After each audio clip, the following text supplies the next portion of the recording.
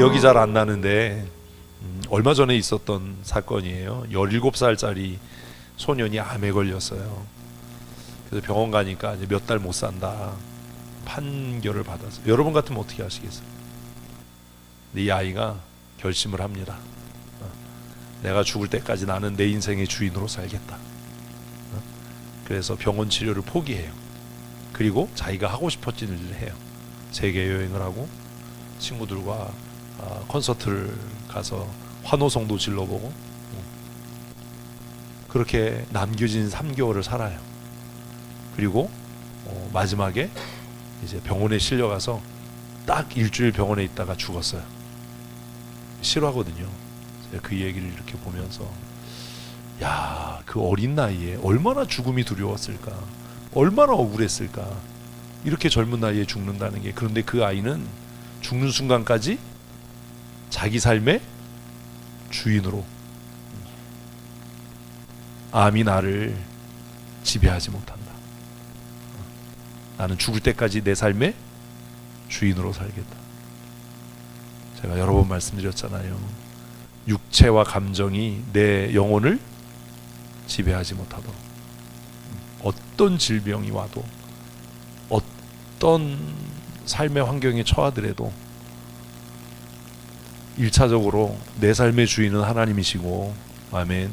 그리고 이 땅에 하나님이 나를 보내셨으니까 이 땅에 사는 동안에 내 삶의 주인은 누구다? 나다. 그렇게 살아야죠. 체면 때문에 끌려다니고 뭐 남의 눈치 보고 이게 아니라 내가 내 삶의 주체로 살아가는, 찬양하고 싶을 때 크게 찬양하고, 정말 부르짖어 기도하고 싶을 때 하나님 앞에 기도하고, 답답하면 울부짖고, 그렇게 기쁘면 춤추고, 그럴 수 있는 삶. 그래서 저는 어떤 날 잠이 안 오면 안 자요. 새벽 3시, 4시 될 때까지. 몇 시에 자야 된다 이런 거 없어요. 왜요? 내가 내 삶의 주인이니까 내가 하고 싶을 때 하고, 하기 싫으면 안 하는 거예요. 되게 막 사는 것 같지요. 근데 저 막 살지 않았잖아요. 죽는 순간까지 나는 어떻게 산다? 내 삶의 주인으로 산다. 나는 아이들을 위해서 희생할 마음 없어요. 애들이 뭐 학교 다니니까 학비 돼야 돼. 저는 그런 마음 없어요. 각각 하나님이 주신 은사대로 복대로 사는 거예요. 나는 내 삶의 주인으로 내가 죽는 순간까지 살 거다. 남들이 보면 굉장히 막 지멋대로 하는 것 같을 거 아니에요. 저는 자는 시간이 정해져 있지 않거든요.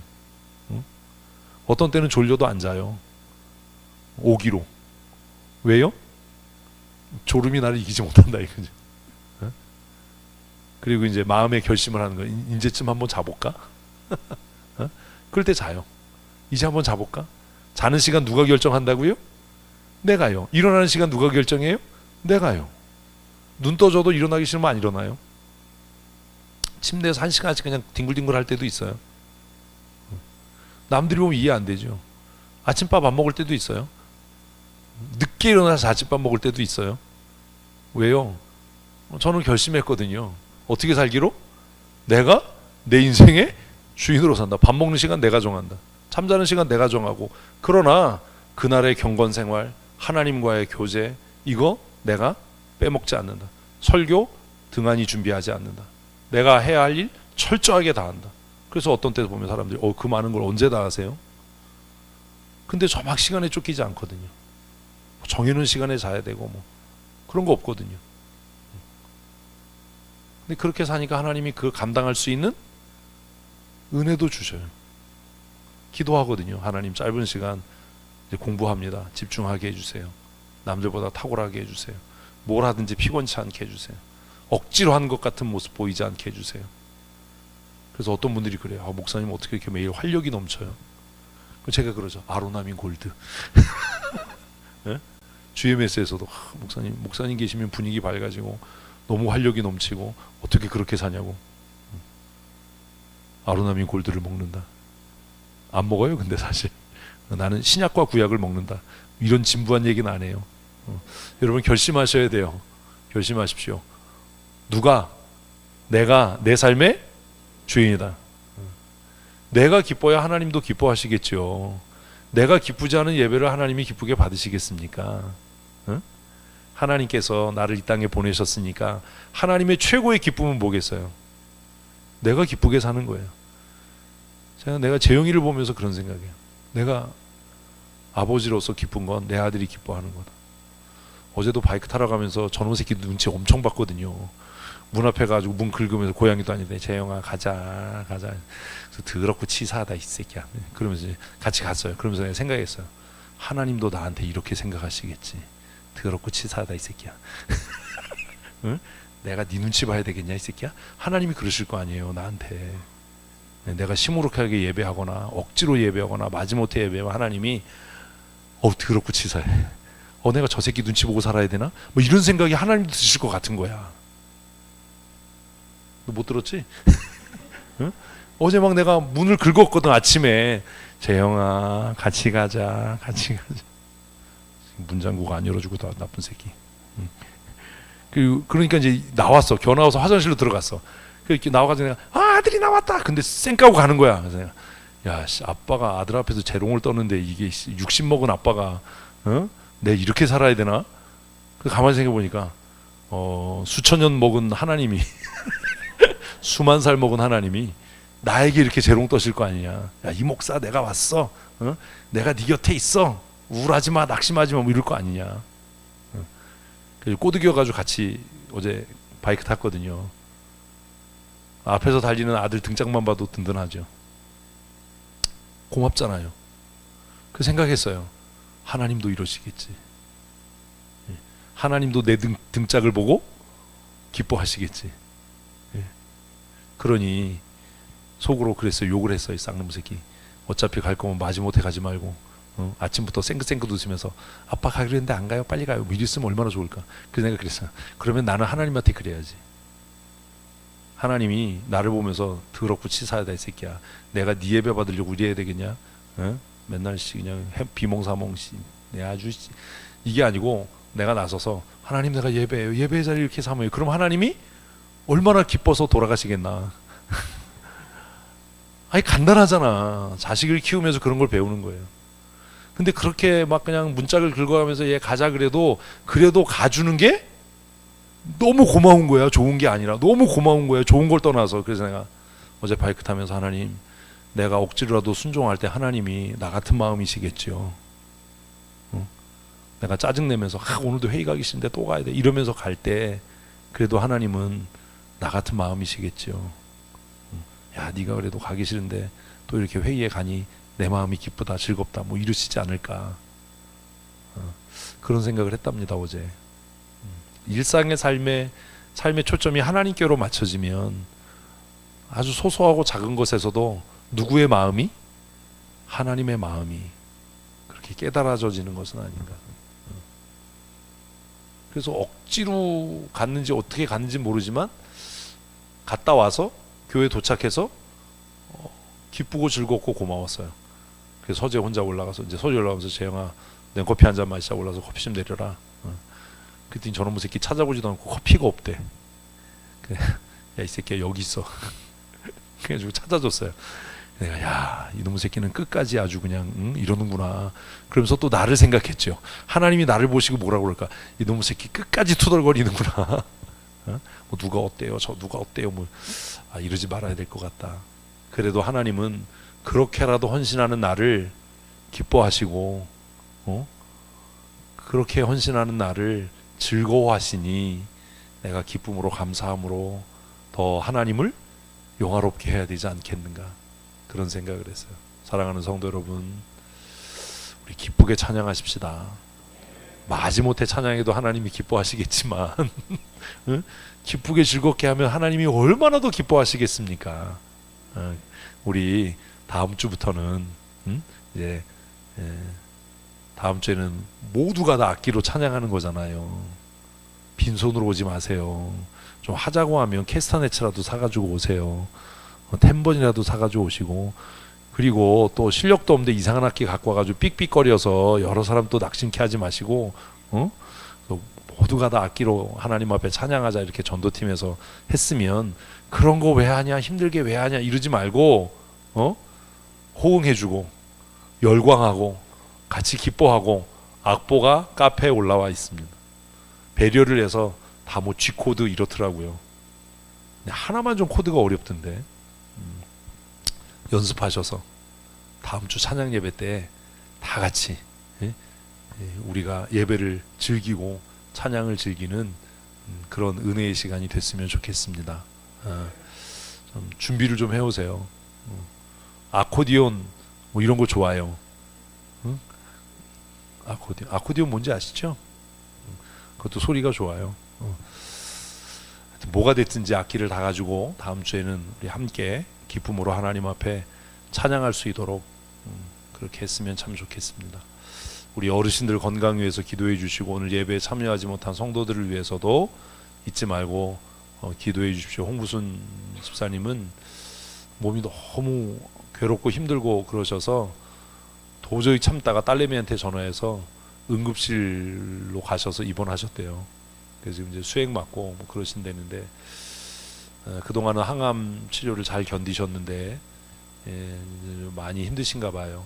잘 감당할 수 있도록 위해서 기도해 주시고 재빈이가 대학원에 입학을 하게 됩니다. 연세대학교 의대에 전문대학원에 입학을 해서 이제 공부를 다시 시작하게 되는데 공부가 우선이 되지 않도록 제가 늘 생각하는 게 그런 거예요. 좋은 직업 그렇게 중요한 거 아니다. 뭐 예배할 만큼 예배도 할 수 없을 만큼 바쁘다면 때려치는 게 낫지. 우리는 참 간사해서 하나님의 도움이 필요할 땐 기도하다가 이제 주객이 전도되는 일들이 있어요. 그게 정말 복일까? 뭐 이런 생각도 하는데 어쨌든 위에서 함께 기도하실 때 기도해 주시기를 부탁을 드리겠습니다.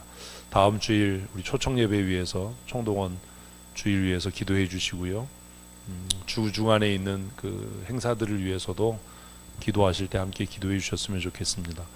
화요일에 김수일 목사님이 지나가는 말로 춘천시에 교단 대표하는 교단장 회의라고 얘기했는데 잘못 얘기한 거죠. 교단장 회의면 총회장이 와야 되는데 교단을 대표하는 목사님들 모임이 있다고 합동 측을 좀 대표해서 참석해 달라고 했는데 제가 하여튼 뭐 시간 나면 가겠다라고 얘기를 했어요. 아직 연락이 없는데 위에서 그것도 기도해 주시고 제가 그동안은 춘천시의 뭐 성시화 운동본부나 경목실이나 장로교연합회나 기독교연합회나 한 군데도 안 나갔습니다. 하여튼 뭐 여러 가지 이유가 있어서 제가 안 하고 있는데 그것도 제가 기도하는 가운데 있습니다. 위에서도 기도해 주시고 수요일 날 우리 행복회 또 모임 있고요. 목요일에도 세곡교회에서 이슬람 대책위원회 회의가 있고 금요일에는 중부협의회 총회가 대전에서 있습니다. 주중에 한두 건은 꼭 회의가 있습니다. 제가 다 광고하지는 않지만 시간을 저도 잘 관리할 수 있도록 기도해 주시고 이렇게 막 바쁘게 쫓겨 다니면서 개인 경건이 포기되지 않도록 또 말씀 준비에 등한해지지 않도록 위해서도 함께 기도하실 때 저를 위해서 기도해 주시기를 부탁을 드리겠습니다. 로마서 지금 우리 묵상하고 있는데 오늘은 로마서 11장입니다. 로마서 하루 좀 날 잡아서 이렇게 쭉 한번 읽어보시면 너무 좋을 것 같고 성경을 읽으실 때 늘 얘기하는 거지만 어떤 목적을 갖고 성경을 읽으시면 안 돼요. 제가 이번에 그 이스라엘 가서도 정말 속상했던 게 뭐냐 하면 가이드 하시는 분이 자기의 필요와 목적을 가지고 이걸 자꾸 설명을 하니까 성경하고도 일치하지 않고 성경에도 없고 말도 안 되는 이야기들을 자꾸 이렇게 막 엮어가지고 성경을 막 인용해서 엮어가지고 얘기를 하더라고요. 그래서 제가 이분이 왜 이러나 도대체 이걸 어떻게 감당하려고 그러나 그런 생각들을 했는데 성경을 읽으실 때 정말 주의하고 조심해야 될 것은 선입견을 제거하는 겁니다. 그래서 제가 균합법적 성경 공부할 때 말씀드린 것처럼 내가 알고 있는 지식 안다라고 하는 생각을 다 제거해야 됩니다. 제가 뭘 찾아보지 말아라라고 하는 말씀을 드리는 이유도 그런 거예요. 지금 뭐 낮에 찾아보셨는지 어쩐지 모르겠지만 베데스다 연못에 물이 동하며 이렇게 나오면 거의 상당히 많은 그 주석이나 이런 데 보면 거기 간열천이 있었다라고 얘기를 해요. 간열천이 있을 수도 없고요. 있지도 않고요. 예루살렘에. 그런 것들이 참 위험한 거예요. 근데 이제 신학교에서도 성소고고학이나 이런 것을 그냥 이렇게 조금만 다루지 깊이 안 가르쳐요. 그러면 스스로 공부를 해야 되거든요.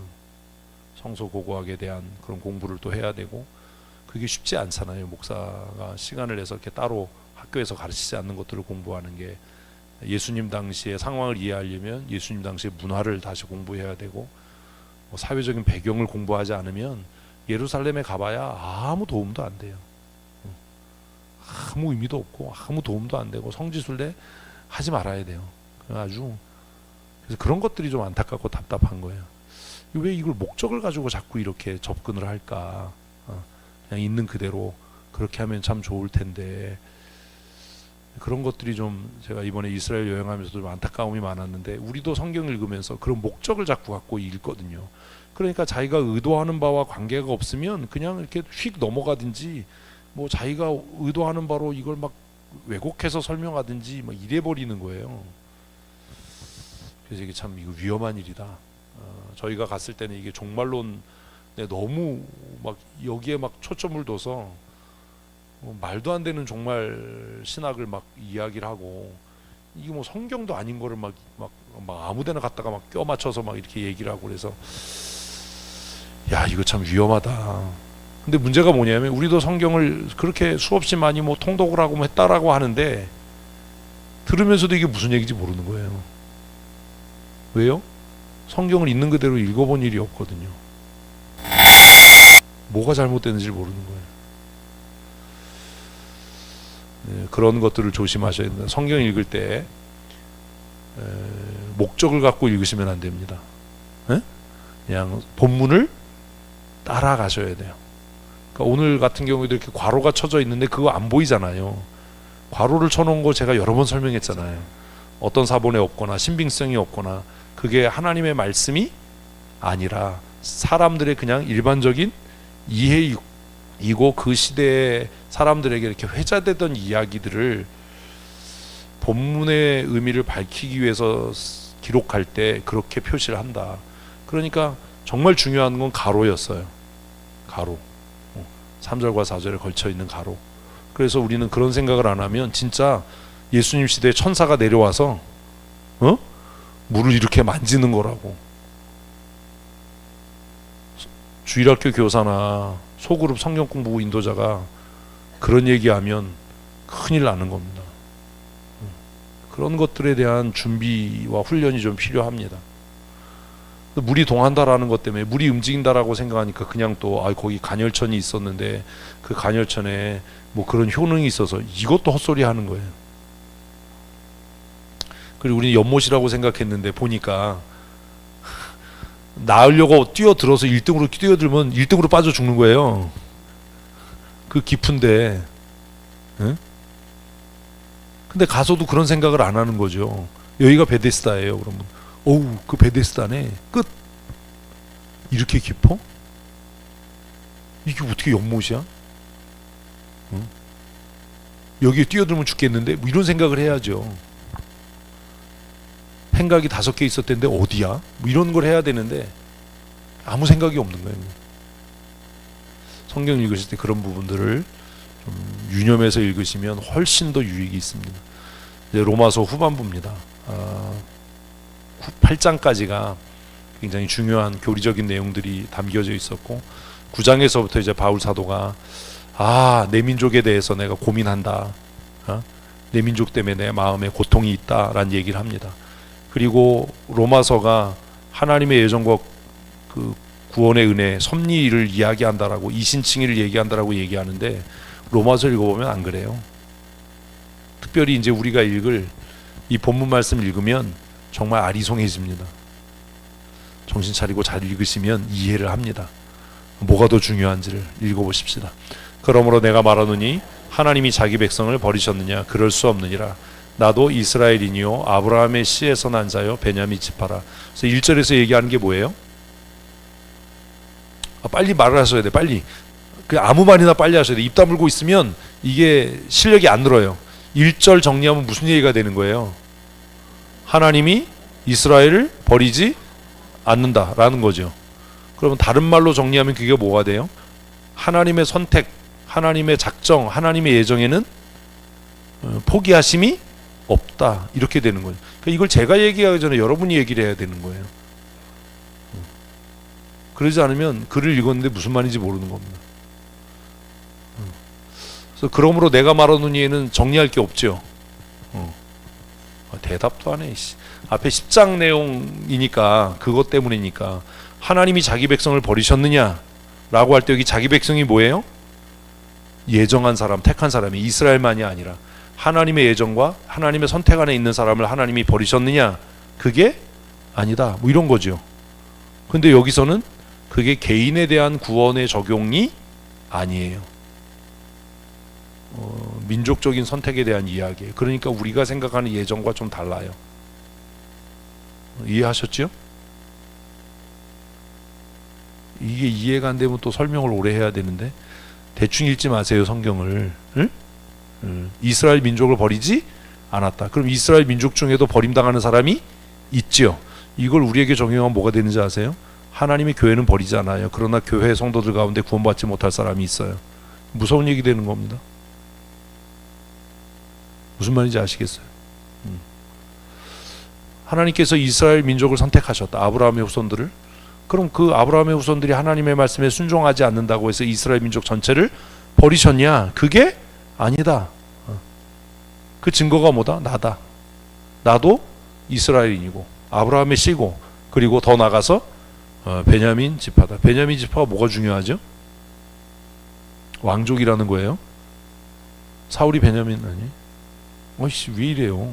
성경을 뭐 그렇게 읽으면, 응? 성경 읽으면 이게 이해가 돼야지. 읽는 게 중요한 게 아니라, 그죠? 2절. 하나님이 그 미리 하신 자기 백성을 버리지 아니하셨다. 그래서 이제 읽으면 하나님이 선택한 백성을 버리지 않는다. 근데 이게 개인적인 선택이 아닌 거예요. 이걸 헷갈리시면 안 돼요. 하나님이 이스라엘이라고 하는 민족 전체를 선택하신 것을 포기하셨느냐? 그게 아니다. 그러니까 이건 개인을 하나님이 선택했는데 개인을 버리시지 않는다. 이렇게 적용하면 안 되는 겁니다. 이런 게 이제 정리가 돼야 돼요. 그 다음 읽어보십시다. 너희가 성경이 엘리야를 가리켜 말한 것을 알지 못하여서, 이제 바울의 특징이죠. 지금 후반부로 가면서 자신이 펴려고 하는 논지를 증명하기 위해서 뭘 인용하는 거예요? 구약의 사건을 인용하는 겁니다. 구약의 사건. 그래서 호세아를 얘기했었고 이사야를 얘기했었고, 이제는 뭐요? 엘리야를 이야기합니다. 엘리야의 제자가 누구죠? 엘리사입니다. 엘리야가 활동했던 시대가 어떤 시대죠? 아합의 시대입니다. 이게 대답이 안 되면, 이게 금방금방 정리가 안 되면 성경 모르는 거예요. 성경 읽는 게 아니에요. 그냥 페이지만 넘기는 거지. 아합 왕 때예요. 그죠? 엘리야가 했던 일이 뭐죠? 야, 이러면 안 되는데. 엘리야가 했던 일이 뭐예요? 너무 많아요. 엘리야가 했던 일이 뭐예요? 바알과 아세라 선지자 850명 목 잘라 죽인 겁니다. 그리고 나서 그렇게 위대한 선지자 엘리야도 탈진한 거예요. 왜 탈진했어요? 외로웠거든요. 두려웠거든요. 선지자 다 잡아다가 목 잘라 죽였는데, 그 얘기 듣고 누가요? 이세벨이요. 뭐라고 얘기했어요? 죽인다가 아니라 너 내일 아침까지 내가 죽인다. 너 내일 아침까지 죽인다. 그러니까 엘리야가 낙심을 한 겁니다. 그래서 엘리야가 하나님 앞에 뭐라고 기도하죠? 나 이분들 성경 안 읽네. 뭐라고 기도해요? 성경 페이지만 넘기지 말고 성경을 잘 읽으세요, 제발. 뭐라고 기도해요? 나는 내 조상보다 하나도 나은 것이 없습니다. 내가 내 조상보다 뛰어난 게 하나도 없습니다. 그러니까 나 죽여주세요. 그래요. 그러니까 하나님이 입 닥치고 먹어라. 그래서 먹고 재우고 그래요. 그죠? 근데 그때 하나님이 뭐라고 그러냐면, 야, 네가 몰라서 그래. 바알과 아세라에게 무릎 꿇지 않은 선지자들이 있다. 그 얘기를 해요. 제가 그 얘기 왜 하겠어요? 지금 바울이 그 논리를 여기다 적용하거든요. 엘리야가 가리켜 말하는 것을 너희가 알지 못하니 그가 이스라엘 하나님께 고발하되, 이게 지금 바알과 아세라 선지자 죽인 사건이죠. 그래서 엘리야가 그러거든요. 너희가 언제까지 하나님과 바알과 아세라 사이에서 머뭇머뭇하겠냐? 바로바로 나와야죠. 바알이 참 하나님이면 바알을 섬기고 여호와가 참 하나님이면 여호와를 섬겨라. 그리고 나서 이제 갈멜산의 그 사건을 진행을 하는 거예요. 근데 그거 끝나고 나서 엘리야가 생각하니까 자기 편이 아무도 없는 겁니다. 너무 외로운 거예요. 너무 두려운 거예요. 그러니까 엘리야가 바알과 아세라 850명과 붙었을 때 여유 부리고 야 니네 신이 뭐 죽었나봐, 잠들었나봐, 외출했나봐 이랬지만 사실 그도 두려웠던 겁니다. 그 탈진을 한 거예요. 그래서 나만 살아남았습니다. 나는 우리 조상 선지자들에 비해서 아무것도 아닙니다. 이렇게 얘기할 때 같이요. 주여, 그들이 주의 선지자들을 죽였으며 주의 제단을 헐어버렸고 나만 남았는데 내 목숨도 찾나이다. 지금 그 얘기잖아요. 그러니까 앞에 얘기를 알면 이게 구약의 어떤 사건이었구나, 이런 것들을 이해하기 위해서 성경을 읽는 건데, 성경을 읽었는데 이걸 읽었는데 그 스토리가 정리가 안 되면 그냥 책장만 옮기는 거예요. 그런 식의 글 읽기를 하지 말아야 돼요. 아무것도 아닙니다. 그래서 엘리야는 자기만 살아남았다고 생각했어요. 내가 너무 외롭습니다. 내가 죽으면 이스라엘이 등불이 꺼지는 거 아닙니까? 근데 하나님, 이세벨이 지금 나를 죽이겠다고 하는데 내가 어떻게 살아남을 수 있습니까? 그렇게 탄식할 때 4절 그에게 하신 대답이 무엇이냐? 내가 나를 위하여 바알에게 무릎 꿇지 아니한 사람 7,000명을 남겨두었다. 이 사건이에요. 엘리야는 몰랐어요. 우리도 그래요. 우리 그래요. 어떤 때 왜 이렇게 나만 힘들게 예수 믿지? 왜 이렇게 나만 힘들게 신앙생활하지? 남들 보니까 되게 편하게 예수 믿더만, 응? 옆에 교회는 뭐 2시면 다 끝난다는데, 응? 이렇게 뭐 8시 9시에 끝나서 내일 어떻게 출근하지? 너무 피곤하고 지친데. 근데 사실 가만히 생각해 보면 예배 때문에 우리의 삶이 피곤합니까? 아니에요. 내가 내 삶을 내 욕망 때문에 절제하지 않기 때문이에요. 우리 예전에 토요일날 근무할 때도 새벽기도 다 하고 철야기도 다 하고 주일 하루 종일 예배하고 계절별로 부흥회하고, 그래도 우리 조상들 중에 신앙생활하다가 과로로 죽은 사람 하나도 없어요. 주 5일 근무하는데 왜 더 바쁘고 더 피곤해요? 응? 할 말이 없잖아요. 주 6일 근무할 때는요, 토요일날 근무할 때도 다 철야기도 하고 금요일날, 지금 5일 근무하는데 금요기도에도 안 하잖아요. 응? 예전에 예배당에 무슨 에어컨이 있어요? 찜통 예배당에서 선풍기 켜고 예배하고, 이렇게 편한 의자가 어디 있어요? 그래도 신앙생활 하다가 과로로 죽은 사람? 하나도 없었고요. 심지어 예배 시간에 쫄면 쫓겨났어요. 졸면. 우리는 늘 바쁘고 피곤하대요. 왜 나만 이렇게 힘들게 예수 믿지? 이렇게 힘들게 믿어서 어떡하지? 엘리야 같은 소리 하는 거예요. 근데 하나님이 뭐래요? 야, 이 맹꽁아, 7,000명 살려 있어. 7,000명이 있어.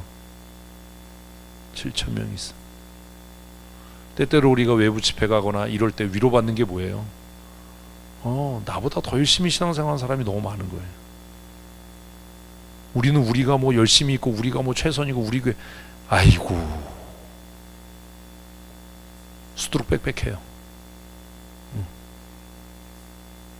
지금도 서울의 삼각산 가면 아마 밤새고 기도하는 사람들 수두룩 빽빽할 거예요. 그리고 아침에 멀쩡하게 출근할 거예요.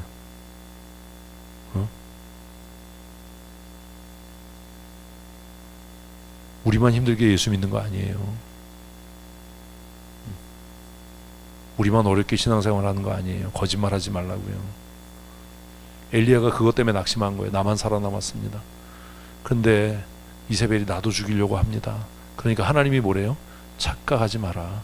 7,000명이 살아있어. 7,000명이.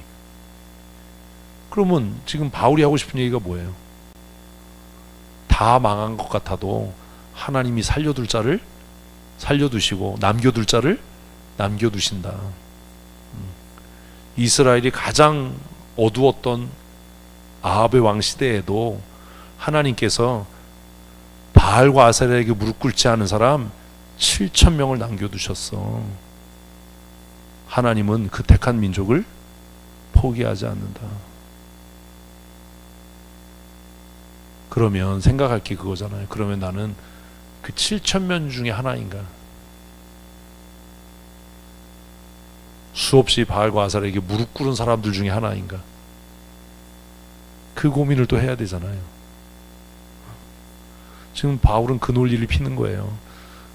바알과 아세라에게 무릎 꿇지 않은 7,000명을 하나님이 남겨두신 것처럼 하나님께서 이 시대에도 바알과 아세라에게 무릎 꿇지 않은 7,000명을 남겨두실 줄로 믿고, 그렇다면 하나님이 이스라엘을 포기하신 게 아니다, 그 얘기하는 거예요.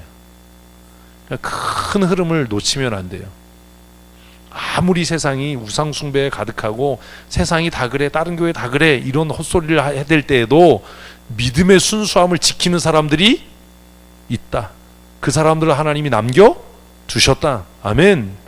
그러니 헛소리 하지 마라. 하나님은 택한 백성을 포기하지 않으신다. 그 얘기하는 거예요. 5절. 그런즉 이와 같이 지금도 은혜로 택하심을 따라 남은 자가 있느니라. 맞잖아요. 지금도 뭐가 있어요? 우리보다 더 열심히 신앙생활하는 사람들 쎄발렸어요. 무슨 힘들다고 그래요. 우리 교회에서 신앙생활하는 게 힘들어. 웃기는 소리 하지 마라. 이건 아무것도 아니다. 어? 이건 정말 아무것도 아니다.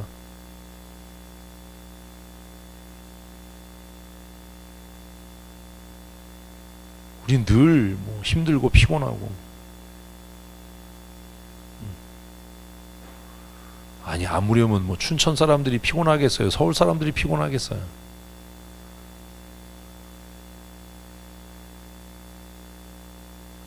우리 교회 낮에 와서 기도하는 사람 아무도 없잖아. 뭐 자유주의 어쩌고 저쩌고 그래도요, 우리가 욕하는 그 교회도요, 그렇게 바쁜데 교회 와서 기도하는 사람들 많아요. 소그룹 모임 할 시간 없다고요? 서울 사람들이요, 밤에 11시 12시에 소그룹 모임해요.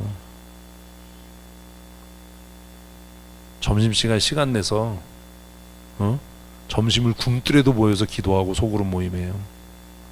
모일 시간이 없다고요? 피곤하다고요?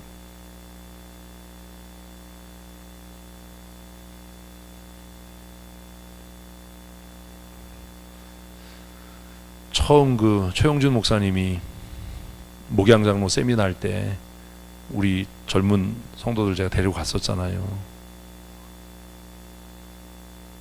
그 교회가 부흥한 이야기를 하면서 그 교회 남자 진장들, 우리 식으로 하면 소그룹 리더들이 어떻게 집 모임을 하냐, 밤에 12시에 모여서 한대요. 직장 다 끝나고. 그리고 그 다음날 멀쩡하게 출근하는 거예요. 부흥하는 건 부러운데, 우리도 그랬으면 좋겠는데 이렇게 힘든데 어떻게 하냐. 그 거짓말이라고요. 제가 서울에 있을 때도 서울의 청년들 얼마나 힘들어요, 직장 생활하기가. 제가 그랬던 적이 있거든요. 야, 너는 언제 잠자니? 왜요? 그 청년이 맨날 교회 와서 사는 거예요. 근데 그 직장에서도 인정받아요. 응? 너 그러고 어떻게 사니? 주일날도 저녁 창례배 끝나면 1시간씩 기도하고 가요. 야, 이제 그만하고 집에 가라. 그 교회가 어떻게 부흥을 안 합니까?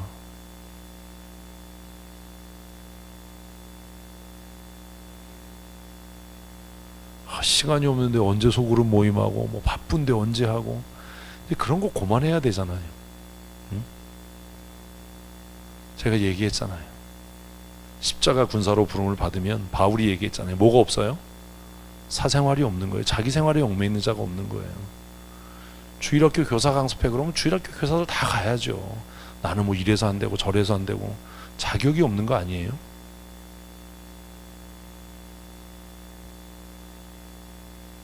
제가 물어봤어요. 고민장 선생님한테 몇 명 간대? 6명 간대. 그래서 제가 속으로 그랬어요. 주일학교 부흥, 아이고 웃기지도 않는다 야. 무슨 뭐 주일학교 전체 6명 강습회 가는데 무슨 부흥을 하냐. 하나님이 속겠냐 거기에. 그런 일 없다. 공짜로 얻어지는 건 아무것도 없어요. 응? 공짜로 얻어지는 건 없다고요. 우리가 신앙생활 힘들게 하는 거 같고 어렵게 하는 거 같지요. 솔직히 양심의 손은 꼭 얘기해 보십시다. 우리 밤 12시에 소그룹 모임 해본 적 있습니까? 정말 남자 성도들이 모여서 교회 부흥을 위해서 목이 쉬도록 기도해 본 적이 있습니까? 은혜를 사모하고 하나님께서 이 밤에 우리에게 성령의 기름을 부으지 않으면 우리가 이 기도의 자리를 떠나지 않겠습니다. 이렇게 기도해 본 적이 있습니까? 그런 헌신이 없으니까 변명만 늘어지는 거예요. 뭐 피곤해서 안 되고 바빠서 안 되고. 피곤하고 바빠도요, 자기 장례식에는 다 가요. 자기 장례식에 안 갈 분 계세요? 자기 장례식엔 다 가잖아. 언젠가 그날이 와요. 응? 지금 이렇게 바쁘고 힘든 세상에도 은혜의 법을 따라 사는 사람들이 있어요. 많아요. 수없이 많아요. 제가 예전에 얘기했잖아요. 그렇게 서울 사람들 바쁜데, 에? 사랑의 교회 그 예배당 바닥에 무릎 꿇고 앉아서 기도하는 사람이 있더라. 의자도 있는데 의자에 안 앉고. 그 제가 저렇게 기도하는 사람이 있으니 어떻게 이 교회가 부흥을 안 하겠나. 뭐 무릎이 아파서 못하고 관절이 아파서 못하고 뭐, 아유 진짜 아주 그냥. 지금도 뭘 따라? 은혜의 택하심을 따라. 뭐가 있어요? 그냥 남은 자가 아니라 기도하는 자가 있고, 전도하는 자가 있고, 헌신하는 자가 있고, 충성하는 자가 있어요. 응? 다 바쁘다고 하고 힘들다고 하는데 지금도 소그룹 모임에 목숨을 거는 남자들이 있어요. 남자들의 영성이 깨어나지 않으면 교회는 부흥 못해요. 제가 한동안 얘기했었잖아요. 영성을 회복해야 되지 않냐. 하나님하고 끝까지 한번 해봐야 되지 않냐. 과로로 죽든 하나님이 살리시든 끝을 보겠다 뭐 이래야지. 내일 아침에 출근해야 돼서 뭐 기도에 못 가고, 피곤해서 못 가고, 뭐 힘들어서 못 가고. 그 사람에게 야복강이 어디 있어요? 응? 제 이번에 가니까 무슨 야복강이라고 갔는데, 무슨 개울 같은 데 갔는데 한심스럽죠. 여기가 무슨 야복강, 무슨 말 같지도 않은 소리 하지 말아야지.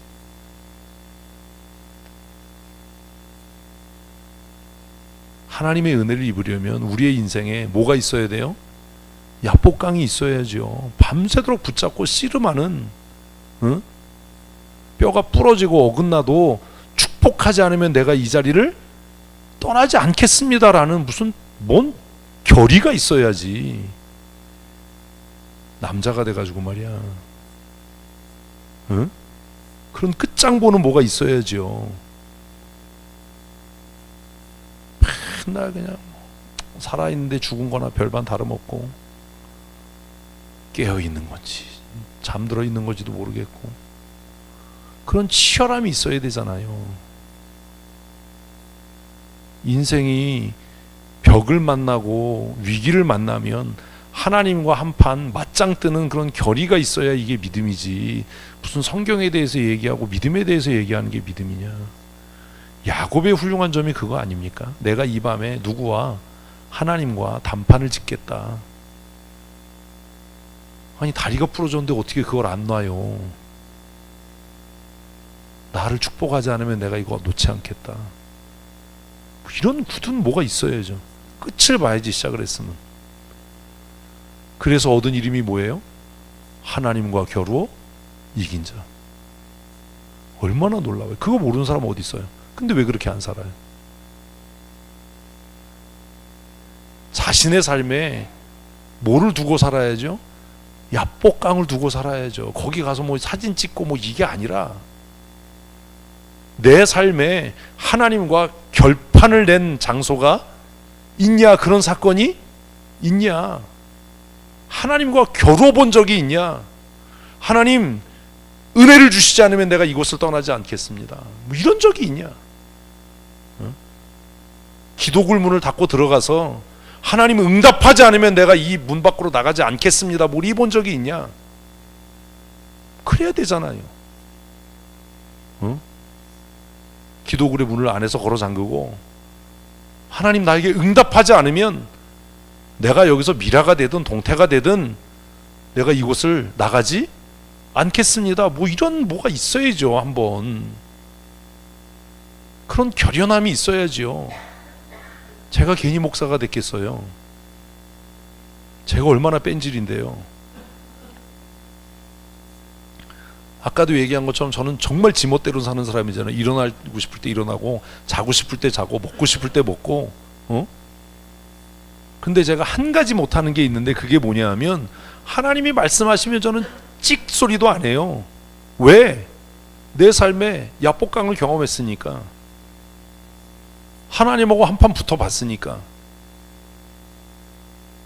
그런 게 있어야 되잖아요.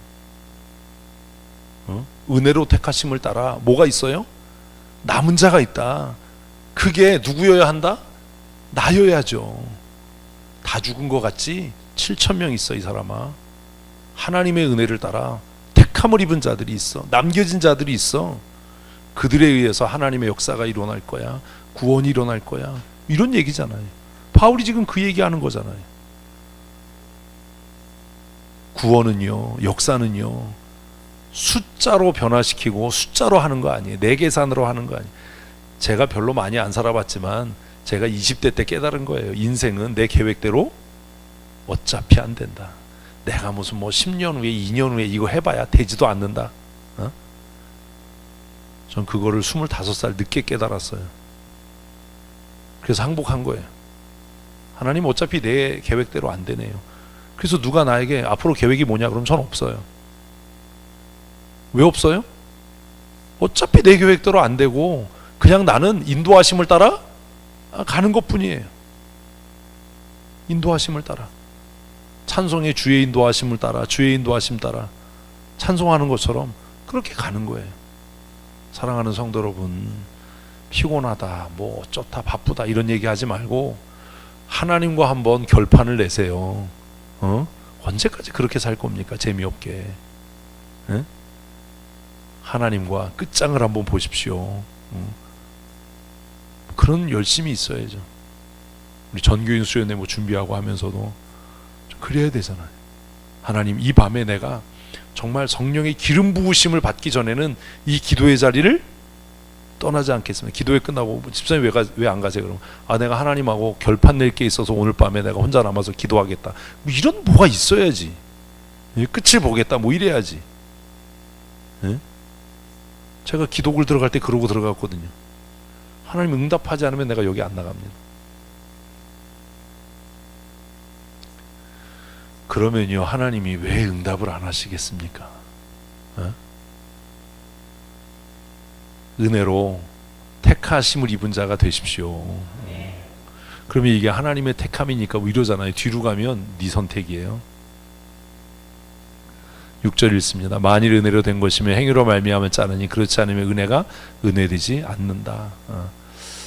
우리는 다 하나님의 선택, 은혜 안에 있는 사람인 줄로 믿습니다. 두 가지 법이 있다고 그랬잖아요, 목요일 날.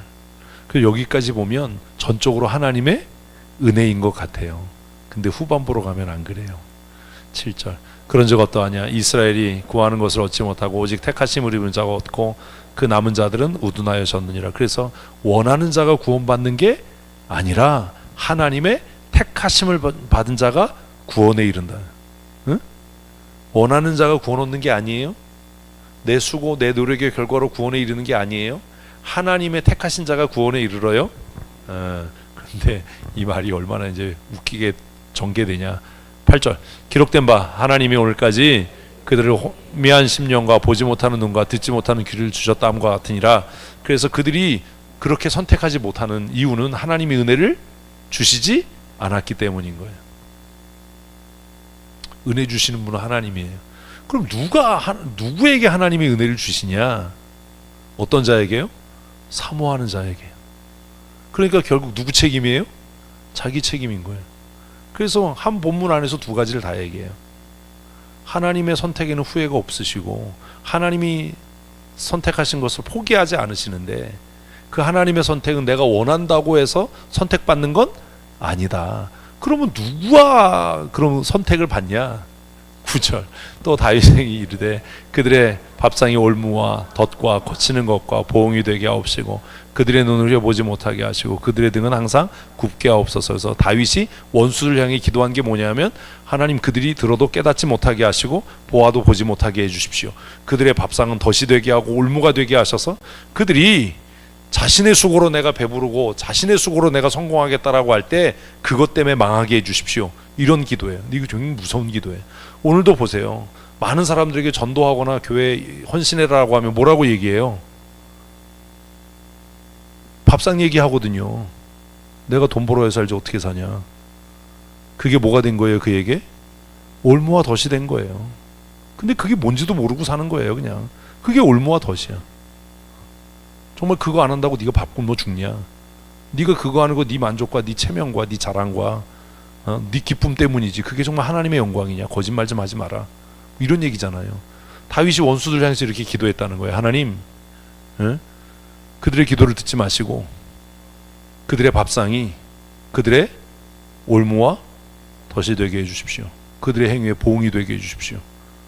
그래서 교회 안에서도 많은 사람들에게 아유 이제 좀 주일학교 교사다 그러면 내가 뭐 하기 싫어서 안 하냐, 지금 뭐 사업하고 뭐 하느라고 바빠서 그런데 내가 나중에 시간 되면 아무도 너를 써주지 않는다. 시간 되면 하나님이 너에게 은혜 주시지 않고 기회 주시지 않는다. 우리 늘 그러고 살아요. 내가 여유 생기면 내가 3년 후에, 내가 4년 후에, 5년 후에, 2년 6개월 만에 너 죽으면 너 그때는 하나님 앞에 가서 뭐라고 변명할 건데? 에? 그 하나님 책임이냐? 어떻게 할 거냐? 그래서 많은 사람이 그래요. 그럼 저 더 얘기 안 하거든요. 그 목사님 2년만 기다려주세요. 3년만 기다려. 제가요 요거 하고요, 요거 마치고요, 그때 되면 내가 할게요. 근데 그 사람 죽을 때까지 못해요. 왜? 그때 되면 또 다른 일이 또 생겨요. 뭐가 또 생겨요? 또 다른 밥상이 생겨. 또 다른 올무가 생기고 또 다른 변명거리가 생기고 또 다른 핑계거리가 생겨요. 그리고 더 중요한 게 뭔지 아세요? 이제는요 성도들이 그 사람 기대를 안 해요. 어차피 안 하겠다고 하는 사람, 어차피 못하게. 그래서 그게 감사한 거야. 맨 처음에는 연락을 하죠. 좀 나와라, 모이자. 근데 그게 한 번, 두 번, 나 바빠서 못해요, 힘들어서 못해요. 그러면 그 다음부터는 뭐 하지 않아요? 연락도 안 해요. 그럼 자기는 편하지 일단. 왜? 변명 안 해도 되니까, 핑계 안 해도 되니까, 못 간다라고 얘기 안 해도 되니까. 그런데 한편으로는 그게 얼마나 슬픈 일인지 아세요? 아무도 나에 대해서 기대하지 않는다는 거예요. 내가 하나님 앞에 헌신할 거라고 아무도 기대하지 않는다. 내가 하나님 앞에 쓰여질 거라고 아무도 기대하지 않는다. 누군가가 함께 하자라고 권면할 때는 그 사람이 굉장한 용기를 낸 거예요. 변명하는 나도 힘들지만 그 거절을 당하는 사람은 더 힘들어요. 그래서 얘기 안 해요. 그럼 지금 당장은 편하지만 시간이 지나고 나면 이게 뭐지? 뭐 이런 생각이 이제 드는 거예요. 그 다윗이 그 기도한 거예요. 하나님, 내 원수들의 기도를 듣지 마시고 그들의 밥상이 먹고 사는 문제가 뭐가 되게 해주세요? 올무와 덫이 되게 하시고 그들의 죄에 보응이 되게 해주세요. 그래서 이제 좀 뭐 좀 하자라 그러면 그러면 뭐 어떻게 살라는 거냐 이러고 신경질 내요. 나는 뭐 헌신하기 싫어서 안 하냐, 다 먹고 살기 위해서 그런 거고 내가 뭐 나 위해서 일하냐, 집안 위해서 일하지. 아니에요, 자기 위해서 일하는 거예요. 집에 가서 곰곰이 생각해 보세요. 그들의 눈은 흐려져서 뭘 못 봐요? 하나님의 구원의 계획을 못 봐요. 하나님의 뜻을 못 봐요. 그들은 항상 일하느라고 어때요? 등이 굽어요. 늘 피곤한 거야. 늘 쉼이 없는 인생을 살아. 그래서 제가 이것도 얘기했잖아요. 악보에 뭐가 있는 게 은혜야? 쉼표 있는 게 은혜야. 쉼표 없으면 다 죽진 않지, 불법을 행하지. 응? 쉬지 말아야 될 때 쉬는 거예요. 그러니까 그 쉬지 말아야 될 때가 뭐냐면 예배 시간에 쉬는 거야. 아니 간단한 거잖아요. 인생에 내가 적당한 쉼을 누리고 살면 예배가 얼마나 기대되고 얼마나 즐겁고 행복하겠어요. 그런데 인생에 막 숨가쁘게 살아와. 그러니 언제 쉬어야 돼요? 예배에 쉬어야죠. 늘 피곤하고 늘 곤고하고. 얼마나 불행한 거예요. 쉼이 없는 인생. 이것처럼 슬픈 게 어디 있어요? 응? 그래서 이게 10절이 너무 웃기잖아요. 그들의 등은 항상 굳게 하옵소서. 자기는 자기 따는 게 취미생활 한다고 하는데 거기에 뭐가 없어요? 쉼이 없어. 그래서 그것도 안 기뻐. 사실 제가 이제 노회장도 끝났고 지금 춘천 시찰장이잖아요. 그러면 이렇게 교회마다 임직식 있으면 다 찾아가야 돼요. 앞으로 저의 그 정치적인 행보를 위해서라면. 근데 나 안 간다. 나는 그 시간에 뭐 할 거야? 쉼을 누릴 거야. 가서 뭐 인사하고 내가 뭐 남의 교회 임직식에 뭐 아주 못됐죠. 지멋대로 사는 거예요. 어제도 그 양국에 사실은 갔어야 되는 거거든요. 춘천 시찰장이니까 대표로. 그냥 너희들 가. 나 안 갈 거야. 목사님 안 가시는데 우리가 뭐하러 가요? 니네가 나 죽으면 같이 죽을 거야? 그것도 아니잖아. 몇몇 놈이 같이 죽는다고 그랬어요. 저 죽을 때 같이 묻어주세요. 제가 죽기 전에 이름을 써줄 테니까 살아있어도 삽으로 때려서 같이 묻어주셔야 돼요. 이거 너무 슬프잖아요. 그들의 등은 항상 굳게 하옵소서. 뭐가 없는 인생? 쉼이 없는 인생. 쉼이 없는 인생. 늘 피곤하고 늘 힘들고 이게 뭐냐. 이번 한 주간 살면서 쉼의 은혜를 누리십시오. 그래야 되잖아요. 쉼의 은혜. 제가 하루에 쉼 같은 시간 서재에서 나오면서 한 30분 바이크 타는 거, 춘천 한 바퀴 이렇게 도는 거. 기분 좋으면 춘천 한 바퀴 돌면 1시간이에요. 춘천 한 바퀴 넓게 돌면 100km예요. 서면으로 해서 이렇게 소양댐으로 해서 이렇게 돌면 너무 감사하죠. 그 바이크 와서 이제 교회에 세워놓고 집에 갔다가 기도에 오는 거죠.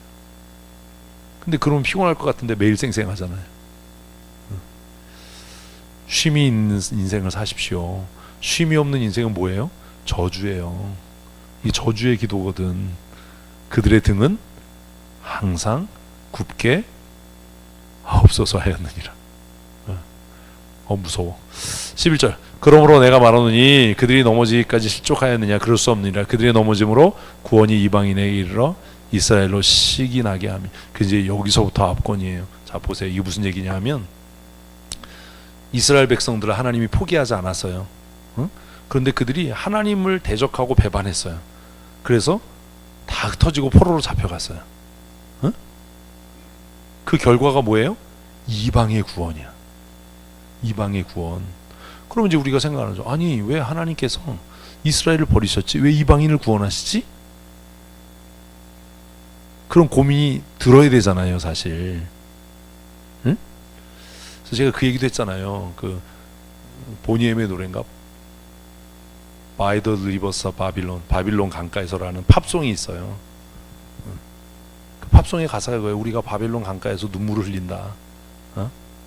시온을 기억하면서 눈물을 흘린다. 사람들이 우리에게 너희가 예루살렘에서 하나님 앞에 찬송할 때 악기 잘 탔다며, 수금 잘 탔다며, 그러니까 그거 악기 연주해서 우리를 즐겁게 해봐 라고 하는데 내 손은 그 재능을 잃어서 다시는 연주하지 못했으면 좋겠다. 우리가 버드나무 가지에 그 수금을 악기를 걸고 우리가 시온을 그리워한다. 근데 그 노래는 너무 흥겨워. 그래서 우리 어렸을 때 그거 롤라장에서 이렇게 격하게 반응을 하면 안 되잖아. 디스코텍에서 거기에 맞춰서 그때는 가사가 뭔지도 모르고 By the Rivers of Babylon 이러고 춤을 췄단 말이야.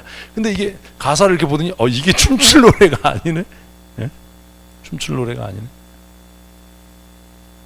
베르디 오페라 중에도 그 나부코의 내용이 그 얘기거든요. 그래서 이태리 사람들은 자신의 국가는 몰라도 이 베르디 오페라에 나오는 그 합창곡은 기억할 정도로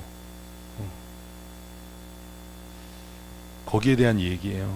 왜 하나님이 이스라엘 백성을 넘어지게 했냐? 실족하게 했냐? 그러므로 내가 말하노니 그들의 넘어지기까지 실족하였다. 누가요? 이스라엘 백성이에요. 이스라엘 백성이 실족했어요. 그렇다고 해서 망한 게 아니에요. 그럼 그들이 구원에서 흘러 떠내려갔냐? 그럴 수 없다. 그들이 넘어지긴 넘어졌어요. 근데 넘어져서 그 구원이 이방인에게 증거됐어요. 그래서 바울이 지금 로마의 복음을 증거하는 거예요. 그럼 하나님이 왜 그렇게 하셨냐? 왜 이 사람들을 바벨론의 포로로 잡혀가게 했냐? 이방인들이 회개하고 그들이 하나님을 경외하는 것을 보면서 이스라엘 백성들이 오히려 시기하도록, 그래서 바벨론 강가에서 눈물을 흘리는 거예요. 그때가 좋았어. 그때는 예배하는 게 너무 귀찮았는데, 그때는 하나님을 찬송하는 게 너무 힘들었는데 왜 우리는 우리의 즐거움을 노래하지 못하냐? 왜 우리는 우리의 기쁨을 노래하지 못하냐? 왜 우리는 우리를 즐겁게 하지 못하냐? 그렇게 불만했는데 이제 생각해 보니까 그 예루살렘 성에서 하나님을 찬양했던 게 가장 큰 기쁨이었고 가장 큰 복이었다. 그걸 어디에서?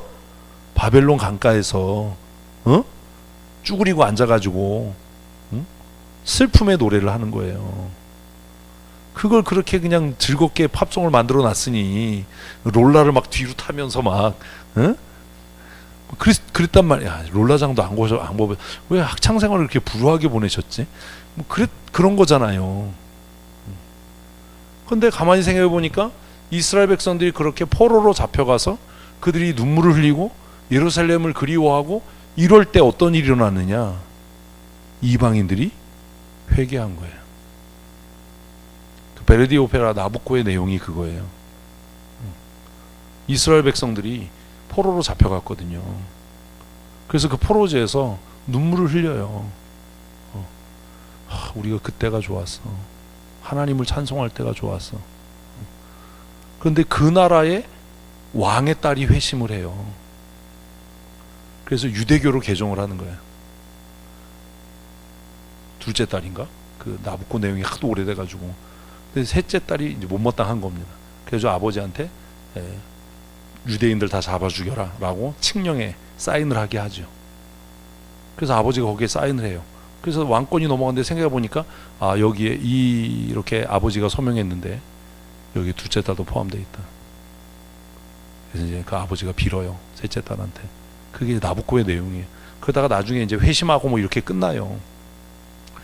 거기에 나오는 유명한 그 합창곡이 히브리 노예들의 합창이에요. 그 이태리 사람들은 이걸 국가보다도 더 사랑해요. 따라라. 모르세요? 집에 가서 한번 들어보세요. 심심하면. 지금 그 얘기 하는 거예요. 그래서 구약의 그 기록 중에 왜 포로기의 역사가 중간에 들어가 있는가? 포로기에 쓰여진 책이 뭐예요?